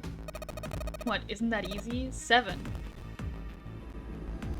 She was right if they added 7.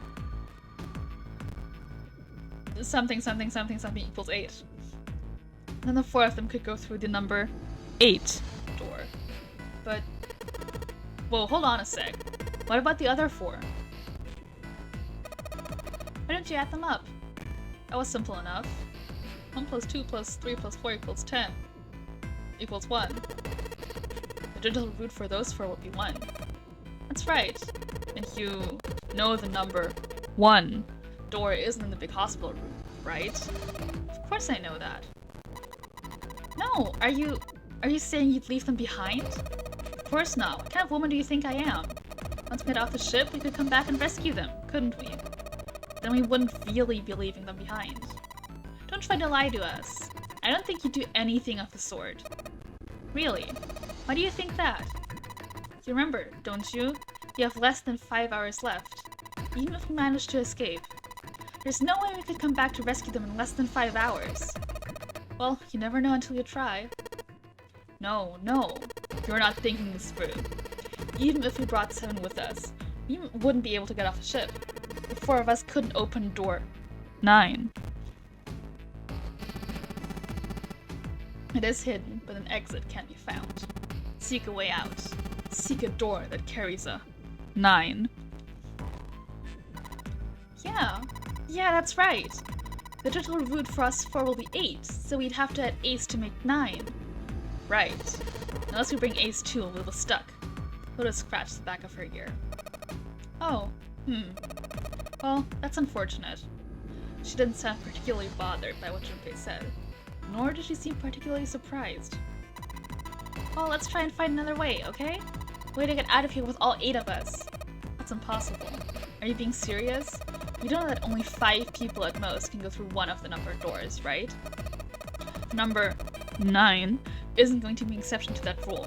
Regardless, at least 3 people will get left behind. You're right. That is true. The moment he said it, Junpei felt a chill run down his spine. It was true. How Lotus could remain cavalier about so terrifying a prospect was beyond him. When they found the number 9, they would have to choose which 3 of them would die. No one said you couldn't split up and go through the same door twice. Right? Right? Like, that seems possible. They just have to split up really smartly that I'm not going to calculate right now because I don't like being put on the spot and I'm not good at math. Lotus's forehead furrowed. Do you think I could have a moment alone? There are some things I need to think about. Okay, bye. Junpei had Jun turn and began walking away from Lotus. Talking to her had left him feeling ill. Junpei's heart felt heavy and his steps sluggish. Honestly, I support her. Girl boss. He told himself pessimism wouldn't get them nowhere. So he forced himself to smile and turn to June. Let's just focus on finding Snake for now, okay? Yes, you're right. You can think about those other things later. Junpei nodded. Alright, where should we go next?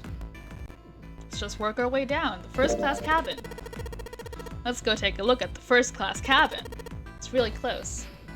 They turned around and took off down the hallway to their left. Outside of the first-class cabin, they found Clover. She was sitting in front of the wall. She was staring at a meaningless point on the wall, her eyes blank. What should Junpei do? Talk to her? Are you alright? It was best to sound friendly, but Clover didn't respond.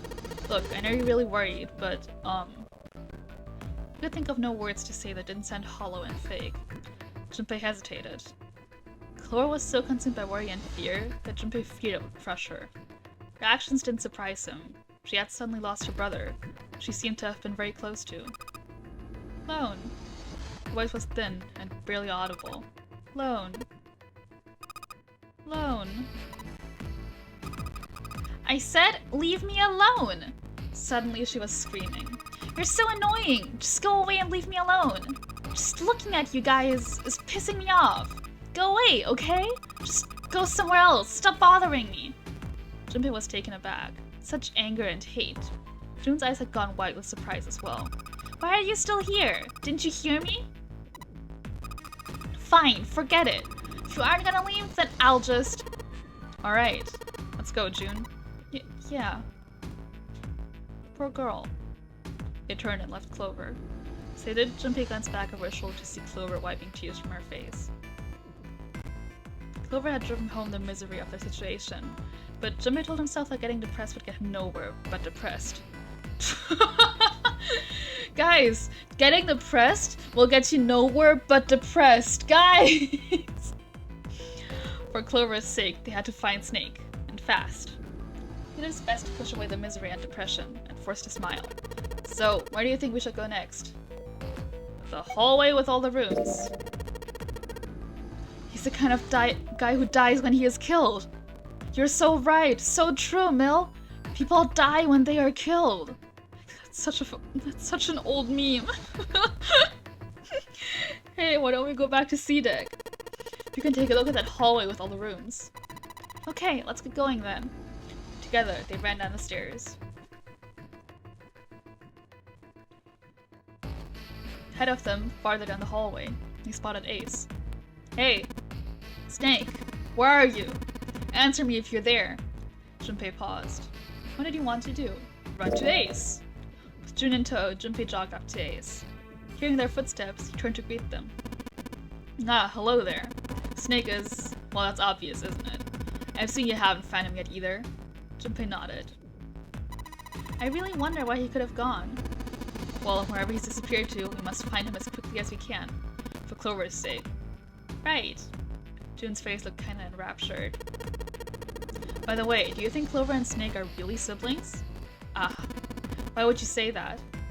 Why would you say that? The question seemed somehow odd to Junpei. Why? Well, it's obvious, isn't it? They don't look alike at all. Ace looked at him for a moment, then spoke. Yes, you know, now that you mention it, they don't. Now that you mention it. Still, there are a great many siblings who do not look like one another. certainly isn't rare. Junpei wasn't sure why, or even if he was seeing what he thought he was, but he could have sworn that Ace's face tightened as he spoke. At any rate, we really must find Snake as soon as possible. The clock is ticking. We really can't afford to waste any time. Very well. Let's get back to the search, shall we? You can leave this area to me. Alright. Oh, alright. Let's go, Jumpy. At Jun's urging, they left. Well, nowhere to go back to the hospital, right? They found themselves back at the stairs, but Junpei's mind was in turmoil. There was so much to think about, but no, it would have to be put aside for now. As Ace had said, finding Snake was their top priority. Junpei did his best to clear his mind. Alright, where should we go next? Back to the large hospital room. Why don't we go back to the big hospital room? Okay, let's go then. They turned and headed back toward the large hospital room. Oh my god, I think they're going back to the large hospital room. Can you believe it? They're going back to the large hospital room. On their way to the large hospital room, Junpei and Jun noticed Santa sitting next to the number 3 door. Junpei paused in the large hospital room. What should Junpei do? Talk to him. Junpei and Jun walk up to Santa. What are you doing? What, you can't tell? I'm checking out the red. Why? Is there something bothering you? What, it's not bothering you? Huh? The guts of this red. Why wouldn't you wonder who the hell put it back in here? Yeah, that's true. Well, I'm curious too, but who do you think did it? Who do you think came back into the large hospital room and put the guts back into the red? Santa's eyes narrowed as he looked at Jun. She shook her head. I don't know. Well, what about you, Junpei? Who do you think fixed this thing for us? Someone other than the 8 of them, because I have no fucking clue. Maybe there's someone else on this ship with us. You mean someone hiding here? Yeah. Well, I mean, it's just an idea. You're saying this mystery person fixed the reds? Yeah. Why? That's, I don't know. Santa shoved his hands into his pockets and cracked his knuckles. Seems unlikely. Why? I don't know, just a feeling. Hard to believe Zero would bring in a secret 10th player. I mean, the name of the game is the Nonary game, for Christ's sake. You know what Nonary means, right? It means 9. No, that's not what I meant. I mean more like someone who's been living here for a long time. Or someone who, like, stayed here. Seriously? That's even more ridiculous. Like, why would someone stay in the large hospital room? Why do you think Zero would leave them alone? Junpei furrowed his brow. So in other words, one of us is the person who fixed the red. Santa grinned. Bingo. We have a winner. If that's true, then the person who did it doesn't want the rest of us to know they fixed the red. Yeah. But why? No idea. Maybe if they come clean on that, it means we'd find out something else. Something bad. Something bad? Like that Snake's dead? Dunno. But whatever it is, it's gotta be worth hiding. Of course, it could have something to do with Snake's disappearance. You think maybe they did something to Snake? It's not out of the question. Junpei stared at Santa. There was something about him that made Junpei wary. Maybe it's the fact that he's so fucking edgy. At first, he'd assumed the other man wasn't terribly clever, but Junpei was beginning to think he would need to re-evaluate that assessment. When Santa spoke again, his voice was quiet. Look, if you trust anybody in this game, you're gonna lose. You've gotta be careful. The person you trust the most could turn out to be the one who stabs you in the back. With that depressing suggestion, he turned and quietly walked away. Okay, jeez. Junpei and Jun looked at one another and smiled awkwardly. Where would they go next? Well, finish searching because I've been everywhere. They looked everywhere they could think of, but Snake was nowhere to be found.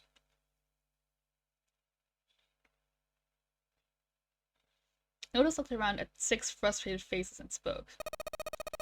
We can't keep looking for Snake. Wherever he is, it's not here. We need to get moving. Junpei couldn't disagree with what she was saying. Snake seemed to have completely disappeared. There was no point in wasting any more time. The others seemed to be having similar thoughts, but they stayed silent. Finally, Seven spoke. We don't got a choice. Lotus is right. We're not gonna find Snake. There's a problem, though. We've gotta figure out who's gonna go through which door. Yes, I have a proposal. She walked back and forth across the floor, her heels clicking against the wood. She's been wearing heels this whole time? Ma'am, I applaud you. Finally, she stopped. Why don't we decide on one person to sacrifice?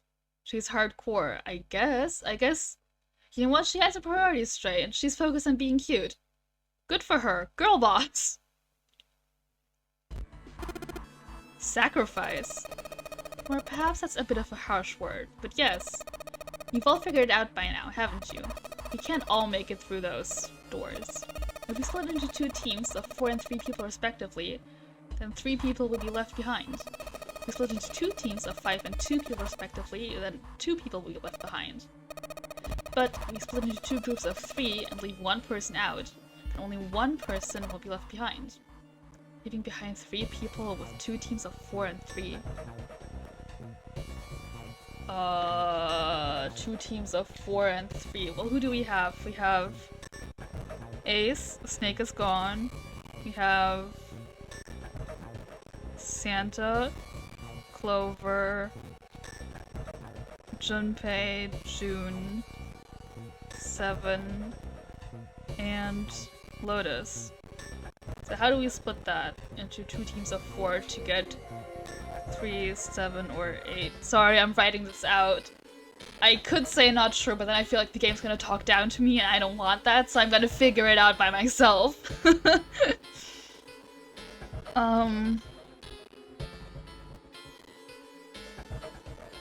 Actually, I'm not. I'm sure she's right. I can't be asked. She was right. It wasn't pleasant, but she was right. There wasn't any way that the numbers worked out. One group was 4, the other group would always have a digital route that didn't match a door. When Seven spoke, his wife was strained. Then, you're saying we gotta decide who's gonna stay behind? Yes, we do. Given our circumstances, it's logically and morally the best solution.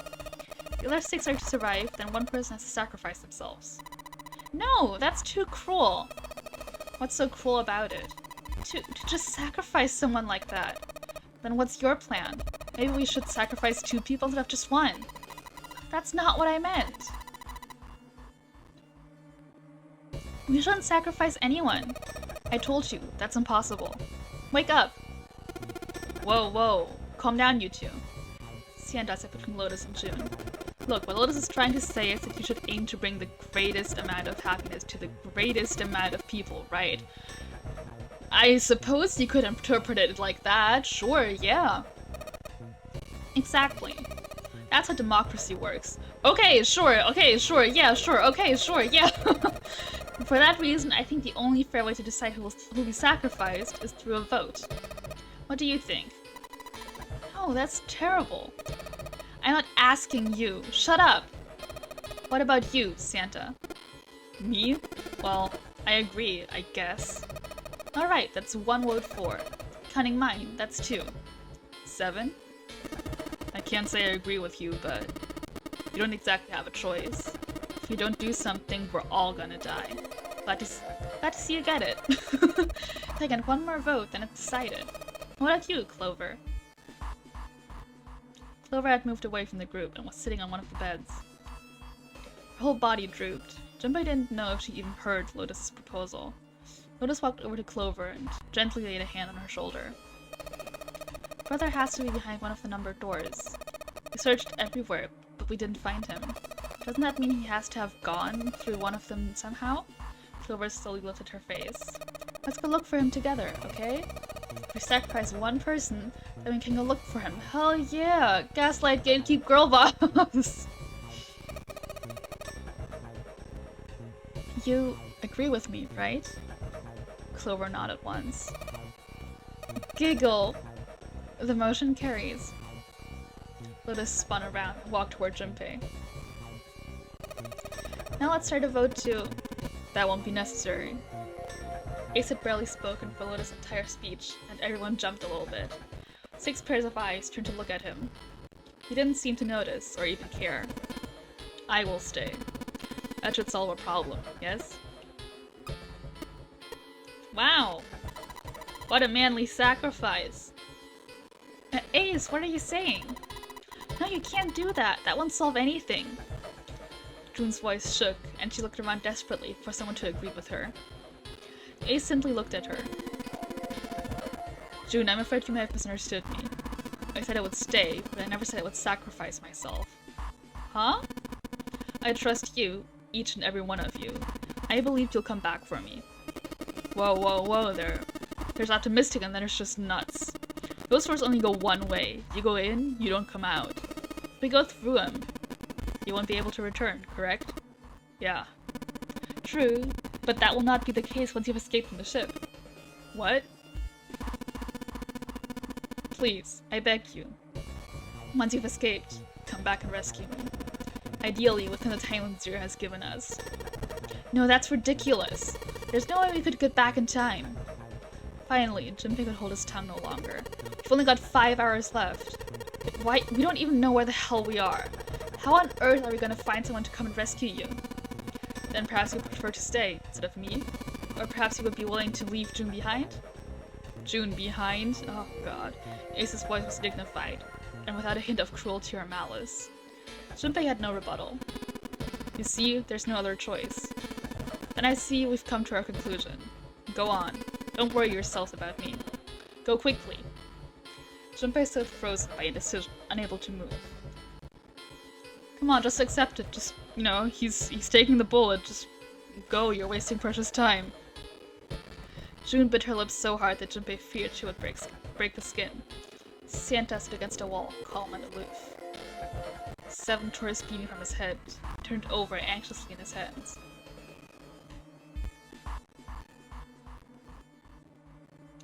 Only Clover stared at Ace, an expression Junpei was unable to decipher. Lotus' attitude, however, was different from the others. Good. Let's accept his kind offer, then. She smiled, her eyes bright. Ace answered with a smile of his own. Good. I think this is the best for me. Perhaps I'll be able to take a nap. Perhaps it's my age, but I get tired so easily these days. Oh, is he gonna die? As he spoke, Ace lowered himself down to the floor next to one of the beds. Next to? There's a bed right there! From somewhere deep in the ship, Junpei suddenly heard the screeching of metal on metal. It was almost as if the ship were screaming. Would it really hold until the time limit was up? Already, D-deck was flooded. In sudden silence, the only sound was the sad metal wail of the ship. That's very poetic. Unsurprisingly, it was Lotus who spoke first. Well, what are you waiting for? We're wasting time. Why don't we hurry it up? As if a spell had broken, the others all began to talk at once. That sure happens a lot in this game, huh? You're right. We should get going. That's all we can do right now.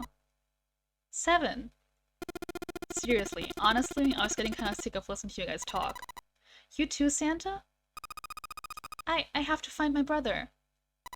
Well, wait! All of you! Let's just calm down and think about this. There has to be a way to get everyone out. There has to be. Right, Jumpy? Say something. Yeah, let's think. There's gotta be another way. His words sounded hollow and fake. Fine.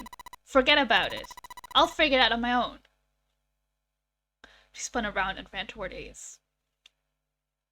He had slumped down next to the bed when June grabbed his arm and pulled. Come on, Ace. Please stand up. You can't give up yet. We just have to sit down together and think about this.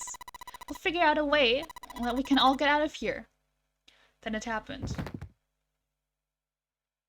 Oh, yeah. Oh, wow. He is gonna die. Ace fell forward. He slumped over onto the wooden floor, his body fallen in half, like a boxer out cold. Ace! June cried out and dropped to her knees beside him. She put her arm around his neck and did her best to lift him up. What happened, Ace? Say something. She shook him, frantically. His eyes fluttered open. I'm alright. His voice was weak and slightly slurred. How are you? Fine. This He held out his left arm and slowly opened his hand. In it was a syringe and a small vial. The vial was empty. It had only recently been emptied. A few drops clung to the sides. There was a label taped to the side of the container. It read, Soporol Beta. Soporol Beta? Junpei had no idea what it meant, or what kind of medicine it might be. Did you use this? Yes. It's just anesthetic. I'll be fine. Anesthetic? I found it earlier, while we were searching the hospital rooms. I thought it might be useful later. I didn't think I'd be using it on myself. Why did you do this? Didn't I tell you? I'd like to take a nap. I really am very tired. Junpei knew that wasn't why he'd done it. Ace had injected himself with anesthetic to forestall Junpei and Jun's attempts to bring him along. If he couldn't move, there was nothing they could do. He'd injected himself so they would be forced to leave him behind. Damn. What a good guy. This is like the kind old man character who's like, look at me, I'm 65, you've got your whole life ahead of you. Ace. Is there something you want to say? I'd just like to sleep a little. Could you keep it down? No! Don't! Ace, don't fall asleep! Ah, you feel warm. So comfortable. Whoa! Hi, Sylvia! Thank you so much for raiding! And hello, welcome raiders! We are playing 999, which is a game about being stuck on a ship. And having to solve puzzles and shit. Yay! What were you playing? Was it fun? How did that go? Welcome, everybody! Yay! My name's Yuzu. I'm a robot VTuber. I'm currently pushing for affiliate, so I'd really appreciate if anyone stuck around. Right now in the game, it's kind of, we are at an emotional moment. We're currently talking about leaving behind Ace, the old man in this picture. He has injected himself with a sleep drug, so we probably will leave him behind. He might die. Thank you, Sylvia! Woo! Actually, I have a raid command, don't I? I think I mixed up my commands. Hold on. I have one for this occasion. Yeah! Oh, you were streaming Doom. I see. Doom again. Did you die a lot? That's all I know about Doom. Okay. Game. I think I'll have a nice dream. He's falling asleep right now. Ace's eyelids drooped further and further, almost as though he were dying. Okay, good night, Mel. Thanks for hanging around, and thanks for leaving the stream on. I super appreciate it. Ace! Ace! She shook his shoulder, again and again. But this time, he didn't respond. Damn, he's out cold. Wish I could sleep like that.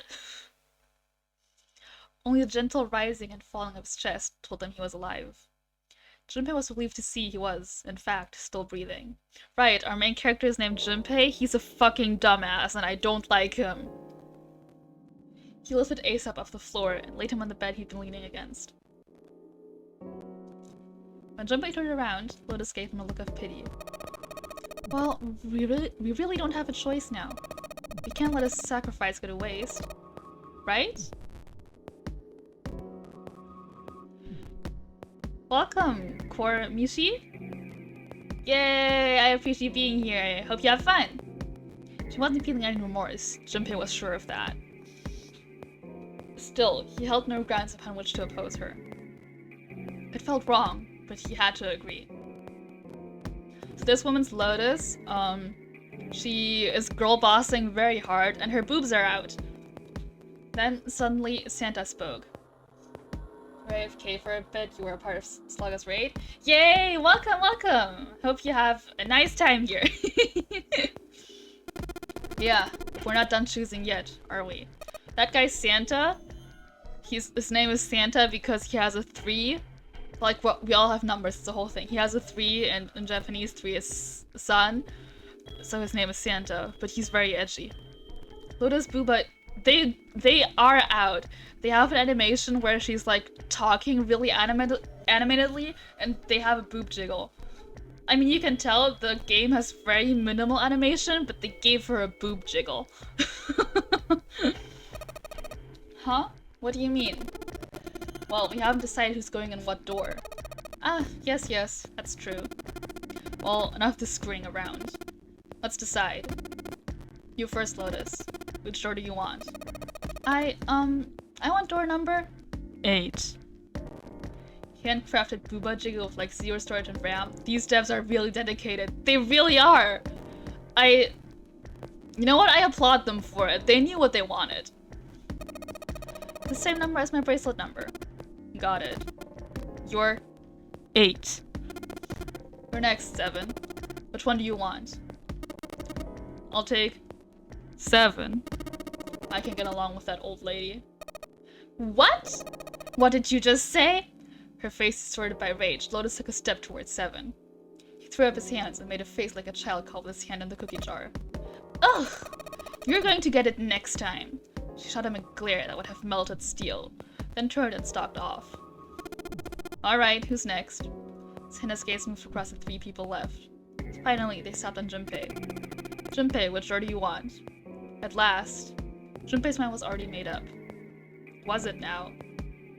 They even had to descale the background stock image to save on storage to find a way to give Lotus booba jiggle. Absolute legends. So true! Let's see. Lotus went into door 8, 7's going to door 7. I assume that means Santa's going into door 3? Who's left? It's still me, and June, and Clover. If I go with door 7, who is going with me? But I don't really want to be with Lotus because she is a bitch. And I don't really want to be with Santa because he's a dick. You want to share a door with Lotus? I see. Sure. Sure. I'll do it for you. Just for you. Door 8. I think I'm gonna go with door 8. No particular reason. Okay. 8. It is. Yeah. Alright then, that means June's gotta go through 7. What? Why? What? Santa grimaced and muttered angrily to himself, but finally began to explain. If the 6 of us are gonna keep going without leaving anyone behind, there are only 3 ways we can do it. Plan A. Go through 7 with 3, 5, 8, and go through 8 with 4, 6, 7. So this is where the math part of the game comes in. There's like this whole thing about digital roots, where you, like, for example, you add 3 plus 5 plus 8, which makes whatever the fuck. What does it make? 16? Yeah, it makes 16. And then you add 1 plus 6 from the 16, and you get to 7, so they can only go through the 7 door. It's a whole thing. There's math in this game, can you believe it? Plan B. Go through 7 with 4, 5, 7. 4, yeah. Math? No! I know, right? It's terrible. Go through 8 with 3, 6, 8. But usually the game does all the math for you. There have been several occasions where I did do the math myself, and then have the game reveal the math just to me. So, use gaming as an excuse to get away from school. Well, I don't think you really learn about digital rules in school, so, you know. It's not school math! Plan C. Go through 7 with 3, 6, 7, and go through 8 with 4, 5, 8. And that's it. Those are our only options. In other words, 3 and 4 and 7 and 8 can never go through the same doors. You get it now? As Santa finished, June looked over at Junpei, tears welling up at the corners of her eyes. Oh no!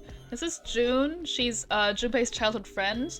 They have like a kind of, oh, will they won't they thing going on. It's very terribly straight. You're saying we aren't going to see each other again for a long time. Junpei felt just as June did. He wanted to be at her side through whatever trials they were preparing to face. Oh my god, shut up. But he knew if they were to survive, he had to swallow his feelings. In order for the 6 of them to move forward, he and June had to be separated. Oh my god, can you guys imagine being separated from your childhood friend who you definitely don't want to screw? This is a very strange relationship, huh? It really fucking is. God. He looked at June. He was scared to lose her, but he swallowed, sealed his resolve, and did his best to smile. Hey, come on, making it sound like we're never gonna see each other again. You gotta split up, but only for a while. This is just like when we went into 4 and 5 doors, remember? You gotta split up then too, but we all met back up. I'll bet 7 and 8 are just like that. You mean they're connected somewhere? Yeah, probably. You sure sound convinced. Probably. She didn't sound very hopeful. It was 7 that interjected. Well, Junpei's gonna be stuck with a brat with her booba out. Yeah, June's gotta be worried. I'm sure they're gonna connect somewhere. Why? What makes you think so? If they don't connect, neither team can get through door 9. In other words, the game would end right here. Zero's been on top of his shit so far. I don't think he'd blow it now. I'm damn sure that son of a bitch wants to have his fun as long as possible. Hell yes, 7! We don't know anything about 7, but I like him. Because he's like only said the truth so far. I like this man.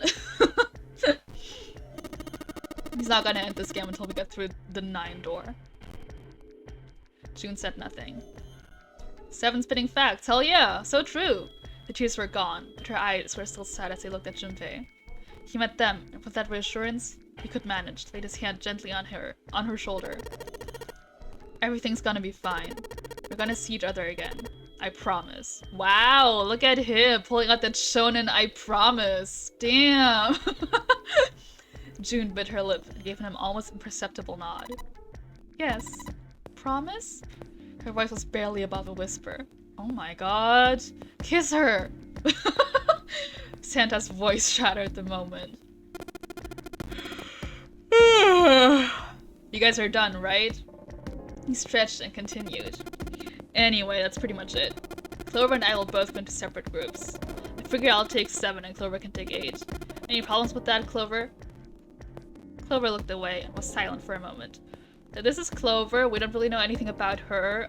She has a brother who is also here, but we've lost him, so she's very sad right now. Not lost as in dead, lost as in, literally lost. He's somewhere, we don't know where. So far, this has been ripping straight from 90s anime. Well, it's a pretty old game, I think. It's like mid-2000s. I think? I'm not sure. Whatever. It was more of a dismissal than an agreement, but Santa didn't seem to care. Alright, we're ready to go then. Let's move! At Santa's command, the group split and headed for their respective doors. Santa, 7, and June walked toward door 7, while Clover, Lotus, and Junpei headed for door 8. For a long moment, they stood in front of the door. Then, Lotus laid her hand against her chest and turned to Junpei and Clover. Are you ready? Yeah. Yes. Then shall we go? Beep beep. So there's a whole thing, like, that once you enter the door, you have to go to another scanner or you'll explode in 81 seconds. So that's gonna be a whole thing. Childhood friend, giant guy with big lips, that bratty girl who looks like she came out of a festival, pink-haired teen with twin tails who definitely isn't weeb bait. They're all very straight. They sure are very straight. God. I mean, it's just an anime game, right? The door had opened. A narrow hallway stretched out before them. Lotus and Clover leapt through the door. The moment they did, their bracelets beeped. The detonators in their bracelets had been activated. Junpei stepped forward to follow them. But as he was about to step over the threshold, he stopped. He looked to his left, toward door 7. June stood there, a mirror image of Junpei. She turned and looked toward him. Their eyes met. Oh my god, their eyes met. Holy shit. They nodded. Oh my god, they nodded while their eyes had met. That's basically marriage. Their farewell took about 1.5 seconds. Oh my god, get a room! Then someone took hold of Junpei's arms and hauled him bodily through the door. That was so fucking lewd. I don't know if Twitch is going to leave this up. Oh my god. He heard the sound of the numbered door slam shut behind him. Beep beep. His bracelet gave a cold electronic beep. 81 seconds left. Hurry! Lotus snapped at him and ran to the dead. That's what the other scanner is called. Junpei and Clover followed her as fast as they could. I'm gonna get banned for a week. No! I need to push for affiliate! Wow. No longer gonna explode. Phew. It stopped. With a shaking hand, she wiped a few beads of sweat from her forehead. Hey, thanks for following! I appreciate it! I can't believe you'd still follow me after I showed that super NSFW content on my stream. I appreciate it. And thanks Artwork Grenadier for following. I appreciate it too! Yeah, yeah, yeah, yeah, yeah! Welcome, welcome! Clover, however, was calm. Aloof, perhaps. Pointless. She muttered to herself without emotion and began to walk down the hallway, leaving behind a confused Junpei and Lotus. Lotus watched the girls receding back with a mix of frustration and curiosity. What an unpleasant girl. I bet she's not very popular with the boys. What do you care?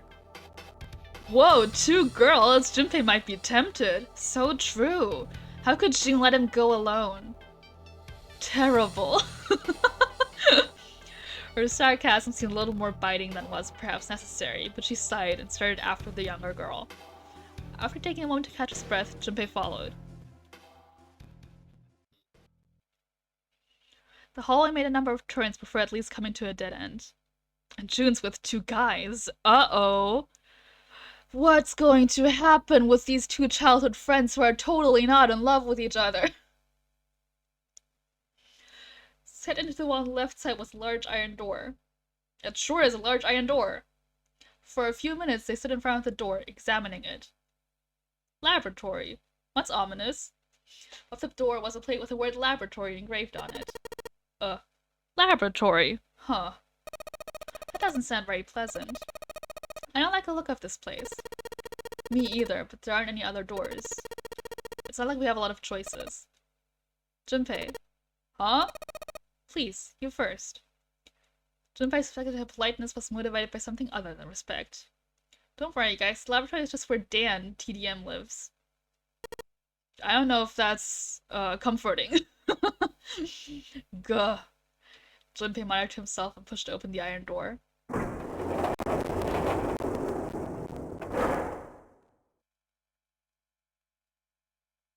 His first steps inside were tentative and careful, but as he examined the room, it became clear there was no imminent danger.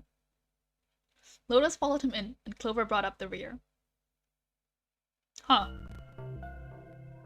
The room they found themselves in was divided into 2 separate areas by a curved wall. A thick glass window built into that wall made it possible to see into the other side of the division. Junpei walked to the window and looked through. What the hell? He wasn't sure what else to say. What the hell? In the center of a room shaped like a quarter circle, a mannequin lay on what looked like a medical exam table. That's not creepy at all. Oh, thanks, Lotus. That looks so creepy. Junpei jumped a little. He had Lotus come up next to him. If you had a pound for every bit you can hear in the game's audio, you'd have 10 pennies. To the game's credit, the audio is getting just a bit compressed by my capture. I can hear a couple more bits. You don't think that thing's going to suddenly sit up or something, do you? Well, I don't know. I mean, look at all those cables sticking out of it. Press the wrong button. I don't know. Stop it. Just thinking about it is terrifying. She was gripping her arms, knuckles on her hands white. Oh wow, Junpei, she's so scared. You should comfort her. probably hear at least 2 more pennies than you. Probably. It was then that Junpei noticed Clover. She was still sitting in the entrance of the room. Her face had the appearance of calm, but it was drawn and somehow sad. Well, yeah, her brother is somewhere on the ship, and she, like, super loves her big brother or whatever. There was almost something pitiful about her. Junpei walked over to her and, as kindly as he could, spoke. Are you okay? Clover looked away. What are you talking about? What? I'm just worried about you. You've been real quiet. What? I can't be quiet if I want to? Well, I mean, of course you can, I just... Okay then, if I can be quiet if I want, just leave me alone, okay? Come on, you know I can't do that. We gotta work together. Clover bit her lip and was silent for a moment. Then suddenly, Junpei, you just don't get it! The cry took Junpei by surprise, and he stumbled backward a few steps, alarmed. My brother's not the kind of person who would just leave me behind. Something happened to him. Something bad. Yeah, I have a sneaking suspicion her brother's dead. Whoa, siblingly love, childhood totally platonic friendship, separation? This game is kinda unique though. I've heard from multiple sources that it's good. I'll say it's kind of fun, but there's a lot of fucking reading involved. Junpei had nothing to say. Lotus, jolted from her mannequin nightmares by Clover's voice, turned toward them. What happened?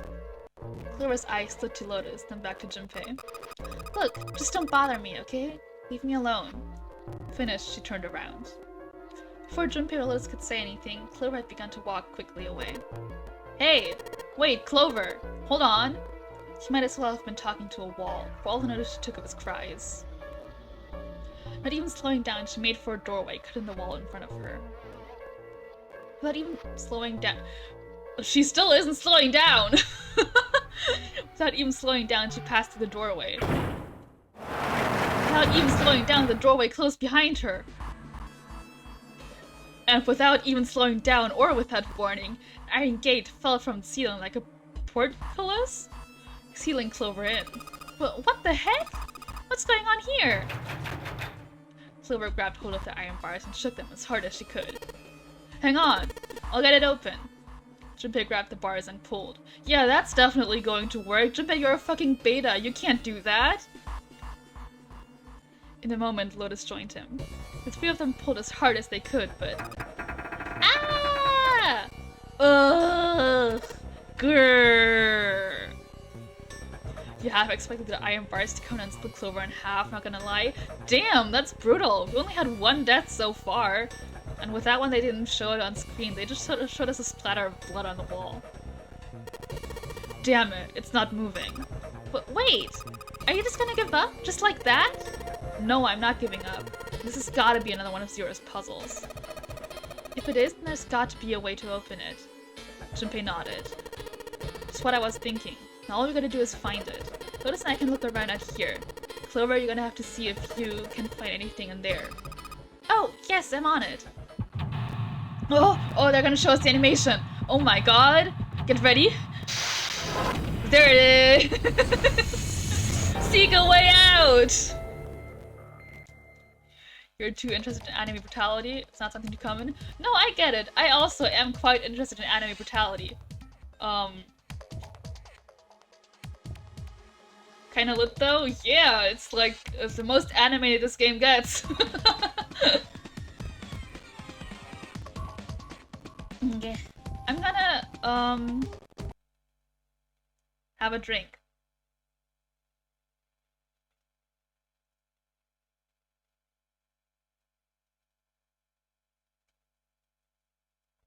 Sip, sip. But yeah, I do like myself some anime or manga brutality. I really like horror manga, especially bad horror manga. I've talked extensively about how much I like bad horror manga. Clover, there's a door in the back, isn't there? Wait right there. I'll take a look. Oh no, it's locked. I can't get it to move. Okay, I just meant to look at the window. Ugh. Let's look at that later. Hey, Clover! There's a door over here, too. Wait! I'll be right there. I can hear her over there. Is this door gonna... Damn it! Why does she need to take a look? She's on an elevated platform. Listen! Sometimes you have to make an anime girl run around for no particular reason. I can't open it. Clover, what about your side? It won't work. I can't even move the knob. The knob? Looks like this door is the exit. Door on the right just goes to the laboratory. Nope, this door isn't going anywhere. No dice. It won't open. I mean, that's about as much as I expected. I don't think Zero would let us out of the room quite that easily. Hey, you know, can't hurt to try. There's a lot of stuff here. I don't know how you could use any of these. Well, I can say for sure that I do know how to use at least one of these things. Which one? One on top. I think it's a power cable. The power cable, huh? I'll take that. We have grabbed a power cable. Clock. Hands on the clock have stopped moving. Clock may stop, but time goes on. Wow. The OST is a banger, actually, with like all of the half bit you can hear. No time to screw around. Wow, he's so philosophical. We need to figure out a way out of here. There are two levers here. Do you think they activate something? Probably the mannequin, no? Well, why don't you move one? Alright, I'll give it a try. Lo-fi OST. Nope. Doesn't look like anything's happening. Can I look at the ports? Yeah. Wonder what this cable is connected to. Okay, one side of this thing is in the room with us.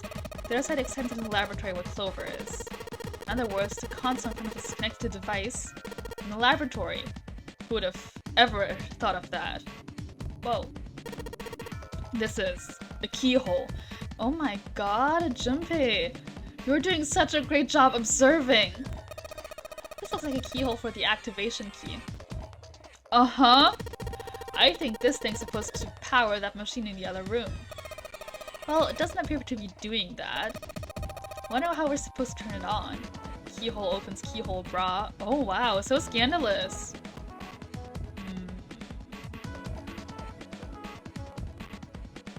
This monitor doesn't have a power cable. So one end of this cable needs to be connected to a monitor, and the other end needs to plug in under the desk. Alright, let's just slip you in. Oh, let's just slip you in. Huh? Well shoot, I can't use this. What's wrong? This cable has 3 prongs, but the socket only has 2 holes. It's not gonna fit, is what I'm saying. Oh my god, it's not gonna fit? They have a setup in this room. Yeah, they do, and it's better than mine! In other words, we're gonna need a plug to change the power cable to one with 2 prongs. That's right. Sorry, Clover, but Junpei needs Minecraft fix. Listen, it's really important. He has to do his Genshin dailies. Ethanol. Can I open any of the other lockers? Well, I guess that's all there is. Okay. It's a cardboard box. There's some papers and stuff in it. What's in the box? It's my dick in a box? Looks like it's quite full. As far as I can tell, it's a bunch of notes about some kind of experiments. But it's all really technical stuff. I don't really get it. You don't even have a monitor, you're just on shitty 2009 laptops, Genshin 11 FPS max. I relate. My potato, I can't stream 1.17 Minecraft, I have to stream 1.12, and even then it's so super laggy. A whole bunch of steel lockers. Then on the right, I'll have little red lights on them. Red lights, huh? Just like in Squid Game! Well, can't hurt to give these babies a try. Yep, just as I thought. Locked tight, all 9 of them. I wonder if there's anything important in there.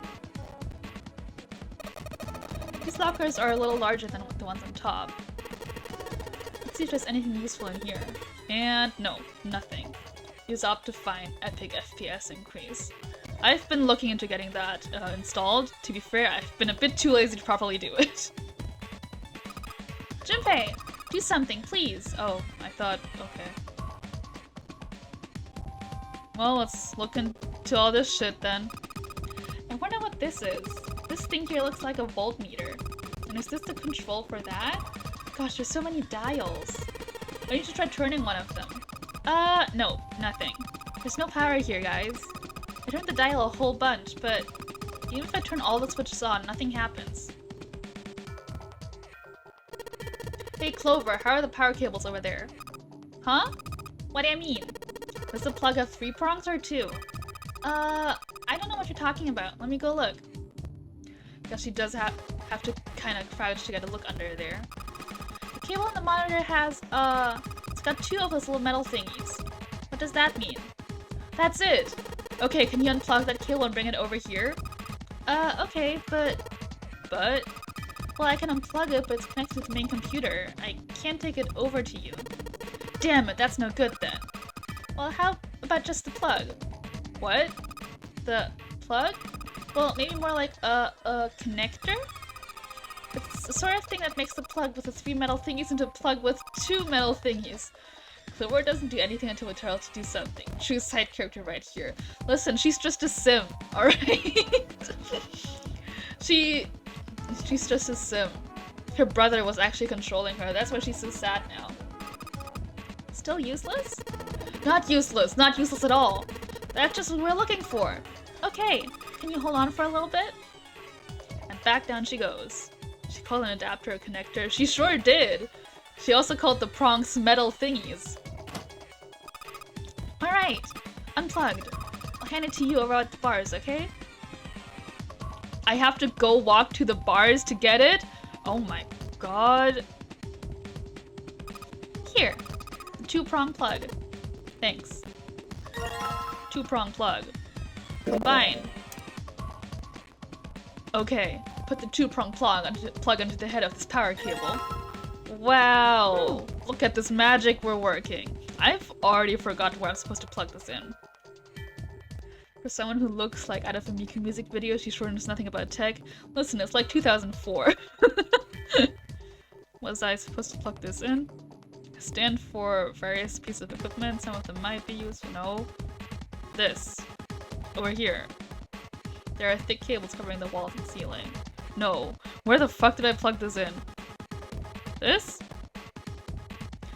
Ah! Alright, I've got the 2-prong power cable in my hand. Pretty sure this will work. Under the desk I go. And let's just plug this thing into the monitor. Alright, that ought to do it. Alright, let's turn the power on. I don't think anything's going to happen. Why not?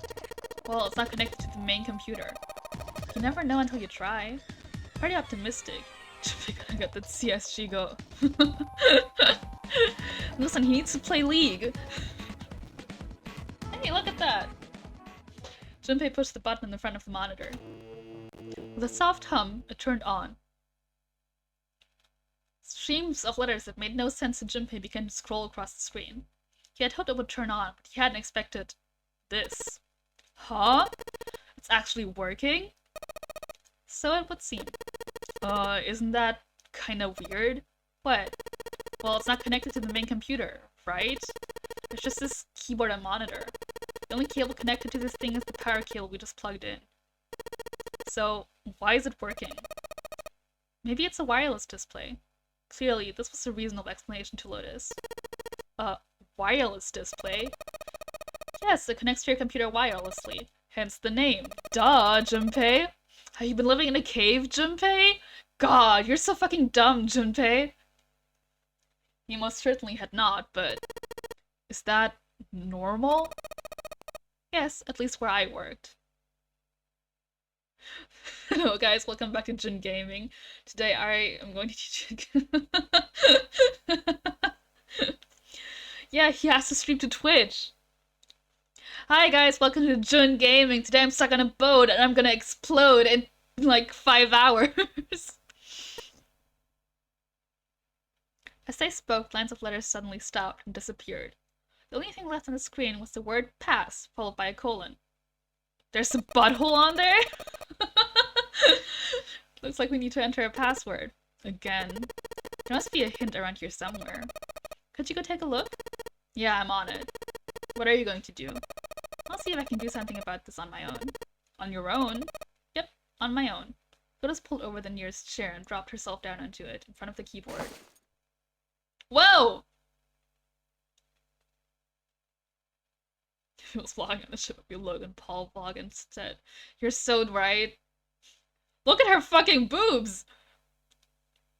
Where are the nipples? What's going Why is Junpei just standing there? Did they enlarge her booba? It sure fucking looks like that!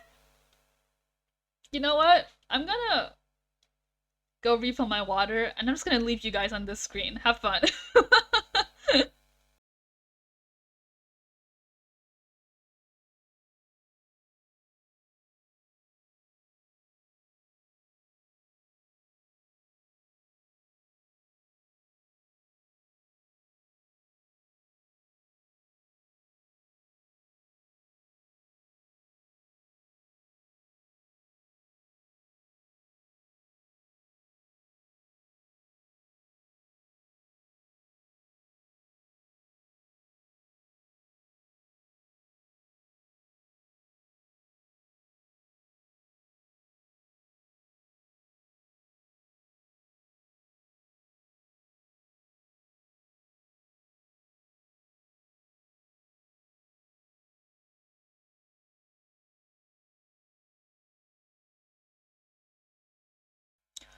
I'm back. I dragged myself too far off screen, so give me a second while I grab me again.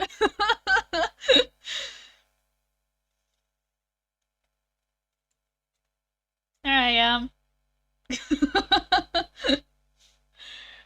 Don't mind that. Refill my water because I'm too thirsty. Yeah, because the game makes me talk so fucking much. For a second, she stared at the screen. She kneaded her hands, knuckles popping, and twisted her back, left, then right. Alright, let's kick some ass. Hell yeah, girl boss! Lotus smiled to herself and rubbed her hands together in anticipation. Then, before Junpei had time to blink, she was typing at incredible speed, the click-clack of the keys running together like machine gun fire, and he's definitely not looking at her boobs. What? Junpei was, for once, at a loss for words. Didn't expect that, did you? Of course I didn't. Lotus grinned, pleased with herself. Well, at any rate, that was pretty amazing. Giggle! Did you fall for me again? Whoa, whoa, whoa, whoa! What do you mean, again? I'm not into you. I know. Don't be so stubborn, shy boy. Lotus saw Junpei's new Tristana gameplay. Lotus was like, God, you fucking suck, let me play. I'm not being stubborn, I'm not shy, and I'm not a boy. I'm a young, healthy 21-year-old man. Oh my god, Junpei is younger than me. I'm not gonna fall for an old lady like you. Suddenly, the guttural roar of a furious animal filled the room. Or so Junpei thought for just a moment. Lotus's hands suddenly stopped and her shoulders stiffened. Old lady? Did you just say, old lady? Aw, crap, thought Junpei. I went too far. Oh well, it was a nice life while it lasted. I've had enough of you. Go somewhere else. You're bothering me. What? Go see if you can find a password hint or something. I'll try and open this from here. You're distracting me. Go. Now. Lotus waved her hand in the universal gesture of dismissal. Junpei was clearly not wanted. Time to cut my losses, Junpei thought, and left as quietly and inoffensively as he could. Junpei wandered around the room for a while, looking for anything that might help, and find the password for the computer. Unfortunately, Junpei is useless on his own unless I take control. He found no clues whatsoever. Nothing. He asked Clover if there was anything useful in the laboratory, but her answer was no. Damn, he thought. Looks like we've hit a dead end this time. But just as he was about to tell Lotus that his search had returned nothing. Alright! Bullseye! Junpei, I did it! Excited cheering erupted from near the monitor. God, I can't fucking read. He hurried back to find Lotus looking rather smug. She gestured for him to look at the screen, and he did. Strange text from before was gone, and its place was something entirely different. Yo! That's fucked up windows. Evil windows. 9 squares, ranged in 3 by 3 square. What is that? I don't have any idea. It just showed up after I cracked the password. You think it's a puzzle? It certainly looks like one. As she spoke, Lotus stood up. Huh? Aren't you gonna, I don't know, do more computer stuff? Lotus managed to get a puzzle game emulated onto the computer. Hell yeah! So true, she's so smart. I can't do any more. It won't let me do any more programming. See the keyboard? Nothing. So there's nothing more I can do. Well, I guess I'll leave this to you then, Junpei. What? Let me take a break, alright? I did my part. He wasn't sure what to say to that. She certainly had done her part. In fact, without Lotus, they probably would have run completely aground. I shouldn't rely on other people so much, Junpei thought to himself. From here on out, he told himself he would rely on no one else. Junpei crossed his arms and stared at the puzzle shown on the screen. Whoa! But it's one of those, yeah. There you go. Alright! Solved it! Did you hear a noise just now? Yeah, I did. Sounded like something unlocking. Where did it come from? Well, maybe from the fucking locker that's open right now. How would Junpei not rely on anyone? He's the biggest beta. He's such a fucking beta! He's probably getting cooked right now. Look, Junpei! The lights on the lockers are green. Then he must have unlocked it with a computer puzzle. Key. There's more than one key in here. This one is small. It looks like it goes to some sort of machine. And this one has the Earth symbol on it. I think the Earth symbol. That is a keyhole on the door on the A deck.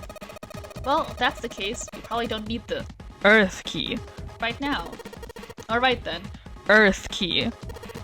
I'll just tuck you away deep in my pocket and shove it up my ass. Now is for the other key. Yeah. It was just at that moment that he heard a voice behind him. It was Clover. Hey Junpei, do you have a minute? He put the puzzle aside for a moment and walked over to Clover. What's up? Well... Junpei would have a way with more interesting relationship he got with Lotus. He'd have a way more interesting relationship with anyone but June. It's because they're both fucking boring people. Well, never mind. Hey, hold on a minute, what does... Sorry, just forget about it. It's nothing. Before I could say anything else, she spun around and ran back down the stairs. What the hell was that? After waiting a few minutes to see if she would return, Junpei sighed, shook his head, and went back to searching. What the fuck was the point of that? Just let me play the fucking game! Ta-dum! And this key, the shape sure makes it seem like it goes to this machine. Alright, I'm turning it on. Okay, the monitor is on now. And it's full of letters. Wow! Letters? I can't read! It's showing some kind of warning. Power restored to experimental device. Emergency system will activate in the event of abnormal subject behavior. Okay. Hey Clover! Hey Clover! Resolution of this PC is smaller, but maybe performance is better. You can never know. You should run Doom on that. Junpei, this thing in here is on now. Yeah, that's because we activated the power over on this side. Could you, like, play with it a little? Could you, like, play with it a little? Okay, yeah. I'll turn on this dial here. Turn, turn, turn. I don't think it's working. Nothing happened. Well, maybe she missed something. I should ask her to look around the room again. Okay. Is this like an examination table? There's a creepy mannequin in here, guys. I don't know what kind of table this is, but part of it's all black. There's a pen lying over here. I think someone probably used it to make the table black. Well, if they only used the pen on one part of it, there's probably something underneath all that pen. Clover, do you think you can erase it? Yeah, sure. Oh, this is permanent marker. Junpei, do you know how to erase ink from a permanent marker? With ethanol, which we have. I'm gonna take Junpei's dialogue out of context and make lewd memes with it. Fucking go for it. This is why he's so beta. It's because he says fucking innuendos all the time and doesn't realize. Give me just a minute, Clover. I'll be right back. I have just the thing for that. Part of the table's been colored over in black with a permanent marker. If I could find something that could get rid of that ink, I could hand it over to Clover. To the bars. Okay, I go to the bars. Clover, use this ethanol. You should be able to wipe off that permanent ink with it. What am I gonna wipe with? Oh, well, your clothes, of course. Hahaha, kidding, just kidding. Please look at me like that. You're scaring me. So I have to find something for her to wipe with? Oh my god. It's a rack. There are a bunch of cables on it. Somebody cut the outer side of the cables. I can see the wires inside. I wonder what they washed here. There are these weird colored stains all over the sink. Oh. There's something sticking out of the mannequin's head, like wires or something. Is this literally a life-death situation? She's more worried about her fashion sense being fucked? Yeah, no, they, are not that concerned about this being a life-or-death situation. In the last puzzle room, they talked extensively about dry ice. They were literally locked in a freezer about to freeze to death, but you know. Yeah, dry ice. And like how there's this special dry ice or like ice called Ice 9 that doesn't melt unless it's at 96 degrees. Fuck if I know. What the hell were they doing in there? Huh? Why is she all quiet now? They were doing experiments on humans. Probably. Oh man, now she looks sad. Well, is there anything else I can look at? This is the monitor. There are a whole lot of cables under this table. They were freezing to death, why didn't they just cuddle? Junpei seems like he needs breaths from people other than June. Well, it was June in the freezer with him and Santa, so I don't know if he would want to cuddle with that. Oh.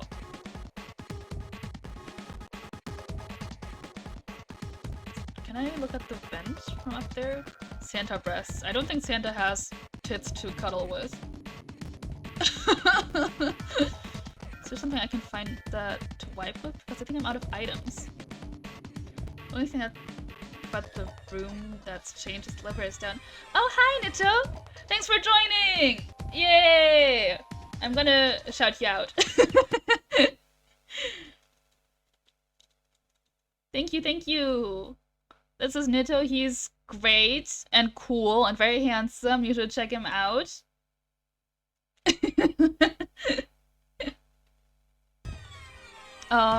We are playing a game about being stuck in a ship and solving puzzles to get out of the ship before we die. It's, certainly a thing. The only thing that changed about the room was that the lever is down now. Not very impressive. Miss 1 underscore? Shit! Don't mind that, didn't happen.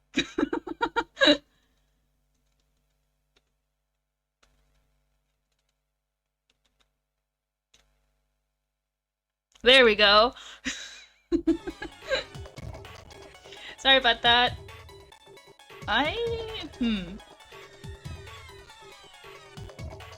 Vertical lockers. There isn't anything useful in them. It's a cardboard box full of papers. Could you soak one of those in ethanol and maybe wipe the shitty parts away? We are playing a game about a ship ripping off Saw, and the players in there care about everything other than the fact they have Resident Evil watches on their wrists. Exactly! I can't fucking find anything to wipe with. The door to the laboratory is locked up tight. It's not going to open. Clover can't open the door from her side either. Maybe if I talk to her again through the bars. Anyway, could you wipe off the permanent ink? Look, Clover. Right now, at this moment, you're the only person we can depend on. I'm trusting you with this. Giggle! You trust me! I feel kinda special. Oh my fucking god. Are you gonna wipe it? I have to get Clover out of here now. Is she not gonna... Clover, I can use the cloth on the table. There's cloth on the table?! Why didn't you fucking tell me there's cloth on the table? Use... huh? Soak it in ethanol and then use it to wash off all the stuff from the permanent marker, okay? Right. Okay, so I gotta soak the cloth with ethanol. Well, she's got the cloth, but she seems to be having a little trouble with the bottle of ethanol. When she's ready, I should ask her to get to work on that stuff on the table. Can she do it now? Soak the cloth in ethanol and... Junpei! It's working! It's wiping the permanent ink off! Huh? There's some kinda weird drawing under all the permanent ink. What's the deal with the drawing Clover found? Maybe I should ask her to take another look at the table. Oh my god, Clover! Can you do anything on your own? Do I have to tell you to fucking breathe? Do I have to tell you to blink? I wonder what this is. How about you tell me? There are a bunch of numbers and some kind of grid. I can see it from here. Clover, you've got a pen and a notebook, right? Could you write those numbers down and then hand them to me through the bars?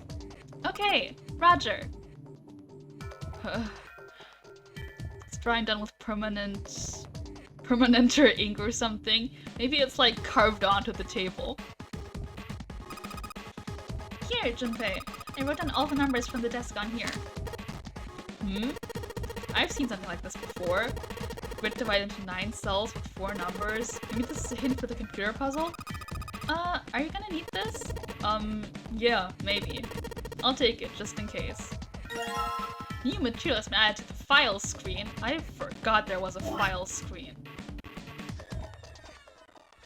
What is this?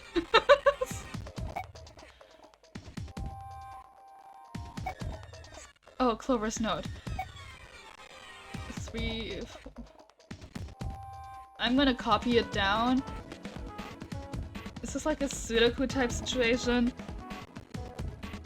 Tic-tac-toe.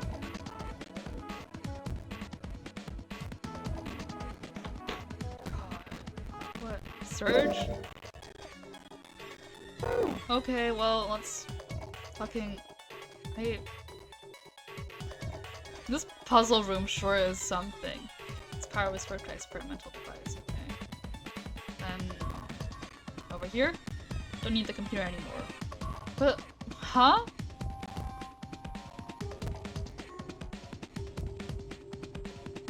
And for various pieces of equipment. Some of them might be useful. Well, there's nothing I can do. Right? Junpei doesn't need a computer in the 21st century. Listen, he's dumb. Maybe if you increase the voltage? Roger, will do. Okay, I'm gonna go all the way to the max voltage. Max voltage? Hey! Wait, Clover! Aw, shit.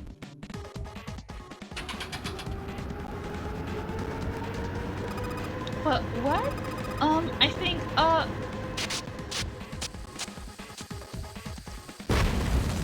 well, that's not good. Oh my god! The mannequin's head! Oh man, that sounds like a fire alarm. Gah, what the hell? Fire detected. Fire detected.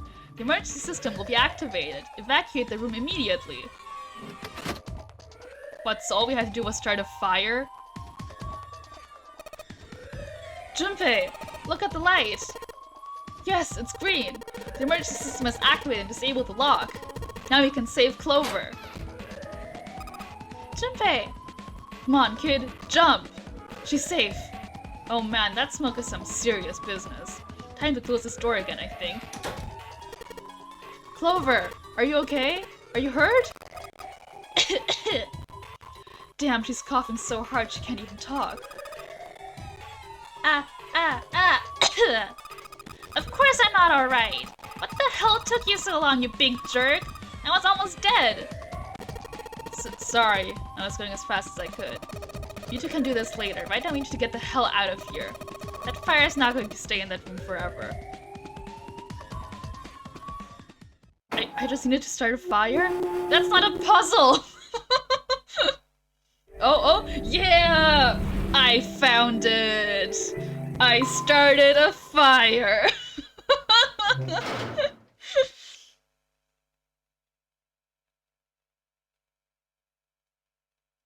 Wait, so if the smoke unlocked the door automatically, then what's the point of the other puzzles? Fuck if I know! Fuck if I know! I think this is where I am going to call the stream. I have already gone for longer than I thought I said I was gonna. Wanted us to play tic-tac-toe for no reason. We still haven't played tic-tac-toe. Maybe we'll need it later. Or maybe that was the computer puzzle that I solved by myself because I'm not a fucking idiot. They were like, hey, maybe you need a hint. But yeah, I'm gonna call the stream here. Thank you everybody for watching. Thank you Silver for rating. Thanks everyone who joined and stuck around. I'll be posting my schedule up tomorrow. I assume I will be playing this game again on Monday, 4 p.m. Eastern Standard. I would love to see you around. Let's see if anyone's live actually that I can raid, because I always forget to raid people. Alright. I forgot how fucking slow my browser is when I'm streaming. You gotta give me a second here. I'm doing my best, I promise. Let's see. Yes, I do want to open Twitch, please. We raiding! Yeah! We do be raiding! Whenever my browser decides to catch up with me and show me who's live. Oh my god. Can't even see the names of people. Can anything load, please? I'm still live, right? Like, my Wi-Fi isn't down, it's just my fucking browser that fucking fucked up to all hell.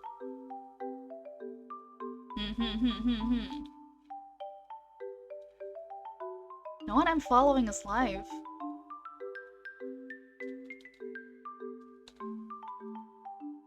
I feel like it's been forever since I've rated someone because I always keep forgetting.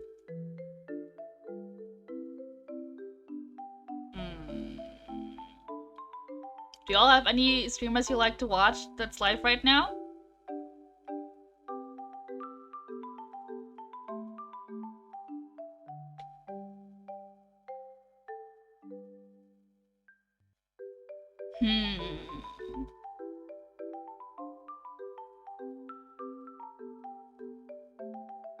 If not, I might just not do a raid.